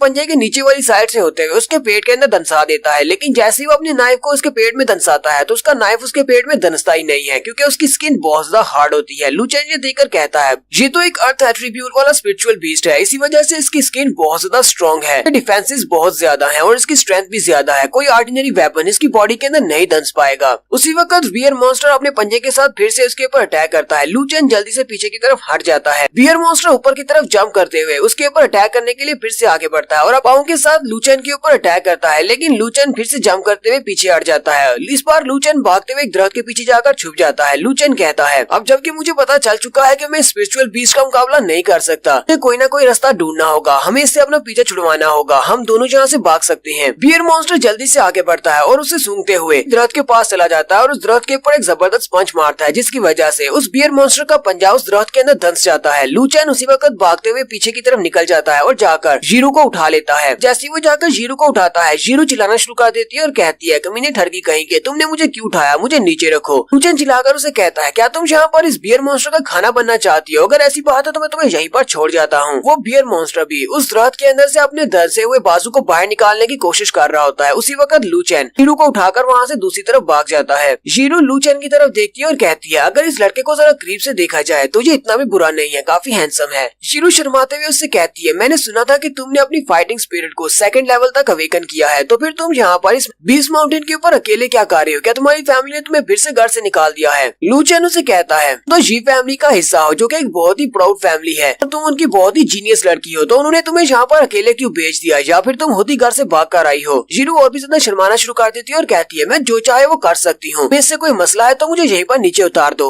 लू चैन वाकई में उसे वहीं पर उतार देता है और उसे कहता है तुम्हें क्या लगता है अगर मैं तुम्हें यहाँ पर एक बेट के तौर पर यूज करूँ, तुम्हें यहाँ से आसानी से निकल सकता हूँ क्योंकि यहाँ पर बहुत सारे मॉन्स्टर्स हैं। जीरो चिल्लाकर उसे कहती है, ये क्या बकवास कर रहे हो, मुझे अकेले छोड़कर मत जाना। उसी वक्त उन्हें आसपास से मॉन्स्टर्स की आवाजें आना शुरू होती हैं। वो दोनों ही बहुत ज्यादा घबरा जाती हैं और सामने की तरफ देखते हैं तो सामने से एक वुल्फ मॉन्स्टर निकल कर आता है। उस वुल्फ मॉन्स्टर की 3 आंखें होती है। जीरो उसकी तरफ देखती है और कहती है, ये तो एक वुल्फ मॉन्स्टर है और इसके पास 3 आंखें हैं। वहाँ पर एक नहीं बल्कि 3 वुल्फ मॉन्स्टर्स होते हैं। वो तीनों ही जंप करते हुए उनके ऊपर अटैक करने के लिए आगे बढ़ते हैं। लू चेन जल्दी से जीरो के ऊपर जंप करते हुए उसे साइड पर खींच लेता है। वो दोनों ही वहाँ पर नीचे गिर जाते हैं। वो तीनों वुल्फ मॉन्स्टर उनके ऊपर अटैक करने के बाद फिर से झाड़ियों में छुप जाते हैं। लू चेन कहता है, ये वुल्फ मॉन्स्टर बहुत ज्यादा फास्ट होते हैं, ऊपर से यहाँ पर 3 है, लोग इनका मुकाबला नहीं कर पाएंगे, तो एक बहुत बड़ा मसला है। लू चेन अभी सामने झाड़ियों की तरफ ही देख रहा होता है कि उसी वक्त जीरो वहाँ पर खांसना शुरू कर देती है और उसे कहती है, लू चेन तुम मुझे यहीं पर छोड़कर भाग जाओ, तुम्हारे ऊपर बर्डन नहीं बनना चाहती, मेरी वजह से मर मत जाना। साथ ही उसके चेहरे की तरफ भी दिखाते हैं जैसे कि वो काफी ज्यादा खराब हालत में है और वहीं पर बेहोश हो जाती है। लू चेन उसे कहता है, बेवकूफ लड़की, अगर मेरे पास कोई छोटा सा कुत्ता या बिल्ली भी होता तो भी मैं उसे यहाँ पर अकेले छोड़कर नहीं जाता। तुम तो फिर एक लड़की हो, अगर मैं तुम्हें यहाँ पर छोड़ जाऊंगा तो तुम यहीं पर इन मॉन्स्टर्स के हाथों मारी जाओगी। इन साथ ही वो देता है कि वो बेहोश हो चुकी है। वो उसे वहीं पर लिटा देता और कहता है, लू चेन उठकर खड़ा हो जाता है और अपनी फाइटिंग स्पिरिट को रिलीज करते हुए कहता है, हर किसी के पास जब फाइटिंग स्पिरिट अवेकन होती है तो उनके पास अपनी फाइटिंग टेक्निक्स होती है। वो अपनी फाइटिंग स्पिरिट को यूज करते हुए डिफरेंट टेक्निक्स को परफॉर्म कर सकते हैं, लेकिन मुझे अभी तक नहीं पता कि मेरे पास फाइटिंग स्पिरिट की कौन सी टेक्निक्स है। अभी तक मुझे सिर्फ इतना ही पता है कि मैं अपनी फाइटिंग स्पिरिट से जख्मों को हील कर सकता हूँ। वो अपनी ढेर सारी फाइटिंग स्पिरिट को एक्टिवेट कर लेता है क्योंकि वो तीनों वुल्फ मॉन्स्टर उसके सामने आकर खड़ी हो जाती हैं। लू चेन जैसे ही अपनी फाइटिंग स्पिरिट को फाइट के लिए रिलीज करता है तो वहाँ पर ग्राउंड के अंदर से कुछ बेलें निकलती हैं। लू चेन कहता है, जब तक मैं कोशिश करके नहीं देखूंगा मुझे पता कैसे चलेगा कि मेरी फाइटिंग स्पिरिट की स्पेशल टेक्निक्स क्या है। जब ग्राउंड के अंदर से बेलें निकलती हैं तो लू चेन अपनी फाइटिंग स्पिरिट को और भी ज्यादा रिलीज करता है और उन बेलों को साइज में बड़ा कर देता है। देखकर लू चेन भी काफी हैरान हो जाता है और कहता है, लगता है कि मेरे पास प्लांट टाइप की फाइटिंग स्पिरिट है। और फिर वो अपनी बेलों को आगे की तरफ भेजता है उन वुल्फ मॉन्स्टर्स के ऊपर अटैक करने के लिए। लू चेन की वो सारी बेलें उन वुल्फ मॉन्स्टर्स को अपने अंदर लपेट लेती हैं और ऊपर की तरफ उठा लेती हैं और साथ ही उनकी बॉडी को बहुत ज्यादा स्क्वीज करती हैं और यहीं पर उनकी बॉडी के अंदर से ब्लड को बहते हुए दिखाते हैं। यानी कि वो बेलों के साथ उन वुल्फ मॉन्स्टर्स को इतना ज्यादा स्क्वीज करता है कि उनकी बॉडी के अंदर से ब्लड बहना शुरू हो जाता है और वो तीनों वुल्फ मॉन्स्टर्स वहीं पर मर जाते हैं। तो हमारी एपिसोड 9 की शुरुआत में जीप फैमिली का सीन दिखाया जाता है। जीप फैमिली के पैट्रियार्च को जब इस बारे में पता चलता है कि उनकी बेटी घर पर नहीं है जबकि वो बीस्ट माउंटेन पर चली गई है, इसी वजह से वो काफी ज्यादा गुस्से में होती हैं और कहते हैं, तुम सभी लोग बेवकूफ हो, तुम्हें मैंने घर पर किस लिए रखा हुआ है, तुम सभी लोग एक लड़की पर भी नजर नहीं रख सकते, तुम्हारी वजह से मेरी बेटी गुम हो गई है। स्टूडेंट ल्यू कहता है, मुझे लगता है कि जीरो इस वक्त बीस्ट माउंटेन के ऊपर ही गई होगी क्योंकि उसने जब सुना था कि वहाँ पर एक 3rd रैंक का मॉन्स्टर है जो काफी ज्यादा स्ट्रॉन्ग हो सकता है, तो मुझे लगता है वो उसी से फाइट करने के लिए गई होगी। फैमिली पैट्रियार्च कहते हैं, जीरो हमारी फैमिली की एक बहुत ही टैलेंटेड लड़की है और फ्यूचर में हमारी फैमिली का नाम बहुत ज्यादा रोशन कर सकती है। अगर जीरो को बीस्ट माउंटेन पर कुछ हो जाता है तो फिर हमारी फैमिली कैसे राइज करेगी। फिर साथ ही वो चिल्लाकर अपने सारे गार्ड से कहते हैं, जाओ दफा हो जाओ और जाकर बीस्ट माउंटेन के ऊपर मेरी बेटी को ढूंढो, चाहे तुम्हें कुछ भी करना पड़े। बीस्ट माउंटेन के ऊपर जाओ और चाहे वहाँ पर जाने के बाद तुम्हें एक एक मॉन्स्टर को ही क्यों ना मारना पड़े, सबको मार डालो, लेकिन मेरी बेटी को जिंदा वापस लेकर आओ। तो यहीं पर हमारा नेक्स्ट सीन फिर से जंगल के अंदर का दिखाया जाता है। लू चेन उन सारे वुल्फ्स को मारने के बाद काफी ज्यादा हैरान होता है क्योंकि उसने भी अपनी पावर्स को पहली बार यूज किया है। वो सामने की तरफ उन सारे वुल्फ्स की तरफ देखता है तो उन सारे वुल्फ्स को उसने अपनी बेलों के साथ मार दिया होता है। न सिर्फ बेलों के क्विंच करने की वजह से वो मरे होते हैं बल्कि उनके मुंह के अंदर से पॉइजन की वजह से फोक भी निकल रही होती है। लू चेन कहता है, इनके मुंह से तो जाग निकल रही है, इसका मतलब इनकी बॉडी के अंदर पॉइजन गया है और मेरी बेलों की वजह से इनकी बॉडी में पॉइजन गया है। लू चेन ने क्योंकि पहली बार अपनी फाइटिंग स्पिरिट को इस तरह अटैक के लिए यूज किया है, इसी वजह से चक्कर आते हैं और वो भी नीचे बैठ जाता है और उसी वक्त उसकी सारी बेलें भी रिट्रीट हो जाती हैं। लू चेन काफी ज्यादा खुश होता है, अपने हाथों की तरफ देखते हुए कहता है, यहाँ पर जितने भी मॉन्स्टर बीस्ट थे ये सारे के सारे एक नॉर्मल इंसान से काफी ज्यादा स्ट्रॉन्ग होते हैं, इनकी फिजिकल बॉडी नॉर्मल इंसान से ज्यादा स्ट्रॉन्ग होती है और मेरे पास एक बहुत ही स्पेशल टेक्निक है, यानी कि मैं अपनी बेलों के साथ किसी को भी जकड़कर उसे पॉइजन दे सकता हूँ। अगर कोई भी स्पिरिचुअल फाइटर मेरे साथ फाइट करेगा तो मैं तो बहुत ही आसानी से पॉइजन देकर मार सकता हूँ। लू चेन कहता है, मुझे तो बस ऐसे ही लगा था कि ये सिर्फ प्लांट फाइटिंग स्पिरिट है, मैं प्लांट्स को कंट्रोल कर सकता हूँ। मुझे पहले से शक था कि मेरी फाइटिंग स्पिरिट में कुछ तो अलग है, मेरी फाइटिंग स्पिरिट में प्लांट्स के साथ साथ पॉइजन भी शामिल है। लू चेन यहाँ पर अपनी फाइटिंग स्पिरिट के बारे में सोच रहा होता है कि उसी वक्त उसके साथ जीरो जो पड़ी होती है वो उसे कहती है, लू चेन मुझे छोड़कर मत जाना। लू चेन उसके माथे पे हाथ रखता है तो उसे बहुत ही तेज बुखार होता है। लू चेन कहता है, अब मैं इस लड़की का क्या करूँ, ये तो बुखार की वजह से बेहोश हो गई है। वो उसे जगाने की कोशिश करता है और उसे कहता है, स्टूपिड लड़की चलो जल्दी से उठ जाओ, तुम यहाँ पर नहीं सो सकती, हम लोग बीस्ट माउंटेन के ऊपर हैं। लेकिन वो उसे कहती है, प्लीज लू चेन मुझे छोड़कर मत जाना, प्लीज मुझे यहाँ पर छोड़कर मत जाओ वरना मैं मर जाऊंगी। लू चेन कहता है, हाँ क्यों नहीं, मैं तुम्हें यहाँ पर क्यों छोड़कर जाऊंगा। और साथ ही वो अपना स्कार्फ उतारता है और उसको अपने साथ लपेट लेता है और फिर उसको उठाकर वहीं पर एक गुफा के अंदर ले जाता है। गुफा के अंदर ले जाने के बाद वो साथ ही अपनी शर्ट भी उतारता है और उसको पहना देता है ताकि उसे थोड़ी सी गर्मी मिल सके। लू चेन कहता है मेरी फाइटिंग स्पिरिट के अंदर हीलिंग एबिलिटीज भी हैं। मैं अपनी हीलिंग एबिलिटीज को यूज करने के बाद इसको थोड़ा बहुत तो हील कर ही सकता हूँ। वो अपनी फाइटिंग स्पिरिट को एक्टिवेट करता है और उसकी बॉडी के ऊपर रिलीज करते हुए कहता है चलो देखते हैं कि मैं इसके बुखार को ठीक कर पाता हूँ या नहीं। लू चेन काफी देर तक अपनी हीलिंग एबिलिटीज को यूज करते हुए उसकी पूरी बॉडी को अपनी फाइटिंग स्पिरिट के साथ कवर रखता है और उसकी हीलिंग एबिलिटीज काम करती हैं और उसका बुखार थोड़ा सा कम हो जाता है। लू चेन इस बात से काफी ज्यादा खुश होता है। वो फिर से उसके माथे पे हाथ रखता है और कहता है ये तो वाकई में काम कर गया। फाइनली इसका फीवर थोड़ा सा कम हो गया है, लेकिन अपनी हीलिंग एबिलिटीज को इतना ज्यादा यूज करने की वजह से लू चेन की सोल एनर्जी जाया हो चुकी है, जिसकी वजह से उसे चक्कर आते हैं और वो भी वहीं पर गिर जाता है। लू चेन कहता है पहले मुझे उस बियर मॉन्स्टर के साथ फाइट करना पड़ी, उसके बाद ये वुल्व्स आए और ऊपर से ये स्टूपिड लड़की। इन तीनों पर मैंने अपनी बहुत सारी सोल एनर्जी को जाया कर दिया है और वो उसके ऊपर ही गिर जाता है और वहीं पर वो बेहोश हो जाता है। रात के वक्त गुजर जाता है और फिर सुबह होती है। सुबह के वक्त जीरू जैसी अपनी आंखें खोलती है तो लू चेन उसके ऊपर ही गिरा होता है। लगता है कि शायद ये इसका फायदा उठा रहा था। उसी वक्त जीरू उसके चेहरे पर एक तपाक करके थप्पड़ दे मारती है। लू चेन थप्पड़ खाने के बाद अपने चेहरे पे हाथ रखता है और हैरान होकर उसकी तरफ देख रहा था। फिर साथ ही गुस्से के साथ चिल्लाकर उसे कहता है बेवकूफ लड़की, ये तुमने किस लिए किया? आई तुम्हारा मसला क्या है? मैंने तुम्हारी यहाँ पर जान बचाई है। वो शर्माते हुए से कहती है तुमने मेरी जान बचाई है, तुम एक बहुत ही ठरकी इंसान हो। मैंने सिर्फ तुम्हें अपनी जान बचाने का कहा था, ये नहीं कहा था कि यहाँ पर गुफा में लाकर मेरे ऊपर ही आकर लेट जाओ। तुम्हें तो ये सब कुछ करते हुए शर्म आनी चाहिए। लू चेन चिल्लाकर उसे कहता है जरा अपनी तरफ देखो, तुम्हारी बॉडी के ऊपर मेरे कपड़े हैं। मैंने तुम्हारी बॉडी को वार्म करने के लिए तुम्हें अपने कपड़े पहनाए थे, तो साथ ही तुम्हें हील करते हुए मैं भी बेहोश हो गया था। जीरू उसकी बात सुनने के बाद कहती है लगता है कि मैंने कुछ गलती कर दी है। साथ ही वो शर्मिंदा हो जाती है और उसे कहती है प्लीज मुझे माफ कर देना, कल तुम भी उस बियर मॉन्स्टर के हाथों काफी ज्यादा इंजर्ड हुए थे, क्या तुम ठीक हो? लू चेन एटीट्यूड दिखाते हुए से कहता हाँ मैं जिंदा हूँ। जीरू से कहती है मुझे तुम्हारी बहुत ज्यादा फिक्र हो रही है, इसलिए मैं तुमसे पूछ रही हूँ क्या तुम ठीक हो या नहीं, और आगे से तुम मुझे एटीट्यूड दिखा रहे हो, क्या तुम थोड़ा प्यार से नहीं बात कर सकते? लू चेन जल्दी से आके पड़ता है और उसकी बॉडी के ऊपर से अपने स्कार्फ को छीन लेता है और कहता है जबकि सुबह हो चुकी है और तुम्हारा बुखार भी कम हो चुका है, तो जल्दी से अपने घर वापस चली जाओ। माउंटेन के ऊपर रहना तुम्हारे लिए सेफ नहीं है, और अगर वापस जाते हुए रास्ते में तुम्हारा सामना किसी सेकंड ग्रेड के मॉन्स्टर के साथ हो जाता है फिर मैं तुम्हें बचाने के लिए नहीं आने वाला। ये तुम्हारी किस्मत पर डिपेंड करता है तुम यहाँ से जिंदा निकल पाती हो या नहीं। जीरू से कहती है क्या तुम मेरे साथ वापस नहीं जा रहे? ये स्पिरिट बीस्ट माउंटेन तो बहुत ज्यादा डेंजरस जगह है, यहाँ पर बहुत ही पावरफुल मॉन्स्टर्स हैं। हम दोनों जितना हमारा लेवल है यहाँ पर सर्वाइव नहीं कर पाएंगे, चलो दोनों वापस चलते हैं। लू चेन उसे कहता है मुझे एक स्पिरिट फाइटर मास्टर बनना है और एक मास्टर बनने के लिए मुझे इन सारे खतरों का सामना तो करना पड़ेगा। अगर मैं बीस्ट माउंटेन के ऊपर सर्वाइव नहीं कर सकता तो फिर मैं एक मास्टर कैसे बनूंगा? लू चेन कहता है मैंने कल से 2-3 फाइट की है और उसके बाद मुझे अपनी फाइटिंग स्पिरिट के बारे में काफी कुछ पता चला है। मेरी नॉलेज बढ़ चुकी है, अब मुझे पता है कि अपनी फाइटिंग स्पिरिट को कैसे कंट्रोल करना है। लू चेन कहता है अब मुझे साथ में ये भी पता चला है अगर मुझे अपनी फाइटिंग स्पिरिट को इवॉल्व करना है और नई नई टेक्निक्स को सीखना है तो मुझे किसी मुश्किल का सामना करना पड़ेगा, यानी किसी मॉन्स्टर के सामने मेरी जानवर बनी हो, तभी मैं इस तरह की टेक्निक्स को यूज कर सकता हूँ। फिर लू चेन सामने की तरफ आगे बढ़ता है। जीरू से कहती है तो क्या तुम यहाँ पर बीस्ट माउंटेन के ऊपर प्रैक्टिस करने के लिए इसलिए आए हो ताकि तुम मार्शल अकेडमी में एडमिशन ले सको? अगर तुम सिर्फ मार्शल अकेडमी में एडमिशन के लिए ये सब कुछ कर रहे हो तो तुम्हें अपनी जान को खतरे में डालने की जरूरत नहीं है। मैं तुम्हारे लिए एक स्पॉट को बुक कर सकती हूँ, तुम्हें एडमिशन मिल जाएगा। लू चेन उसे कहता है तुम्हें क्या लगता है तुम तो एक बेवकूफ लड़की हो, तुम मेरी हेल्प कैसे करोगी एडमिशन लेने में? वो शर्माते हुए उसे कहती है मैं तुम्हारी हेल्प कर सकती हूँ क्योंकि मेरे पास एक बहुत ही स्पेशल फाइटिंग स्पिरिट है और वो मार्शल अकेडमी वाले यहाँ पर मेरी वजह से आ रहे हैं। यहाँ पर मुझे मौका दिया जाएगा बाकी के दोनों स्पॉट्स के लिए फ्रेंड्स को चुनने का। लू चेन उसे कहता है मैंने तुम्हारे बारे में सुना है कि तुमने 5 आर्टिफैक्ट वाली स्पिरिट को अवेकन किया है, लेकिन इसमें इतना भी कुछ खास नहीं है कि मार्शल अकेडमी वाले यहाँ पर तुम्हारे लिए आ जाएं। लेकिन साथ ही लू चेन ये देखकर बहुत ज्यादा हैरान हो जाता है। वो उसे कहती है असल में मेरे पास जो फाइटिंग स्पिरिट है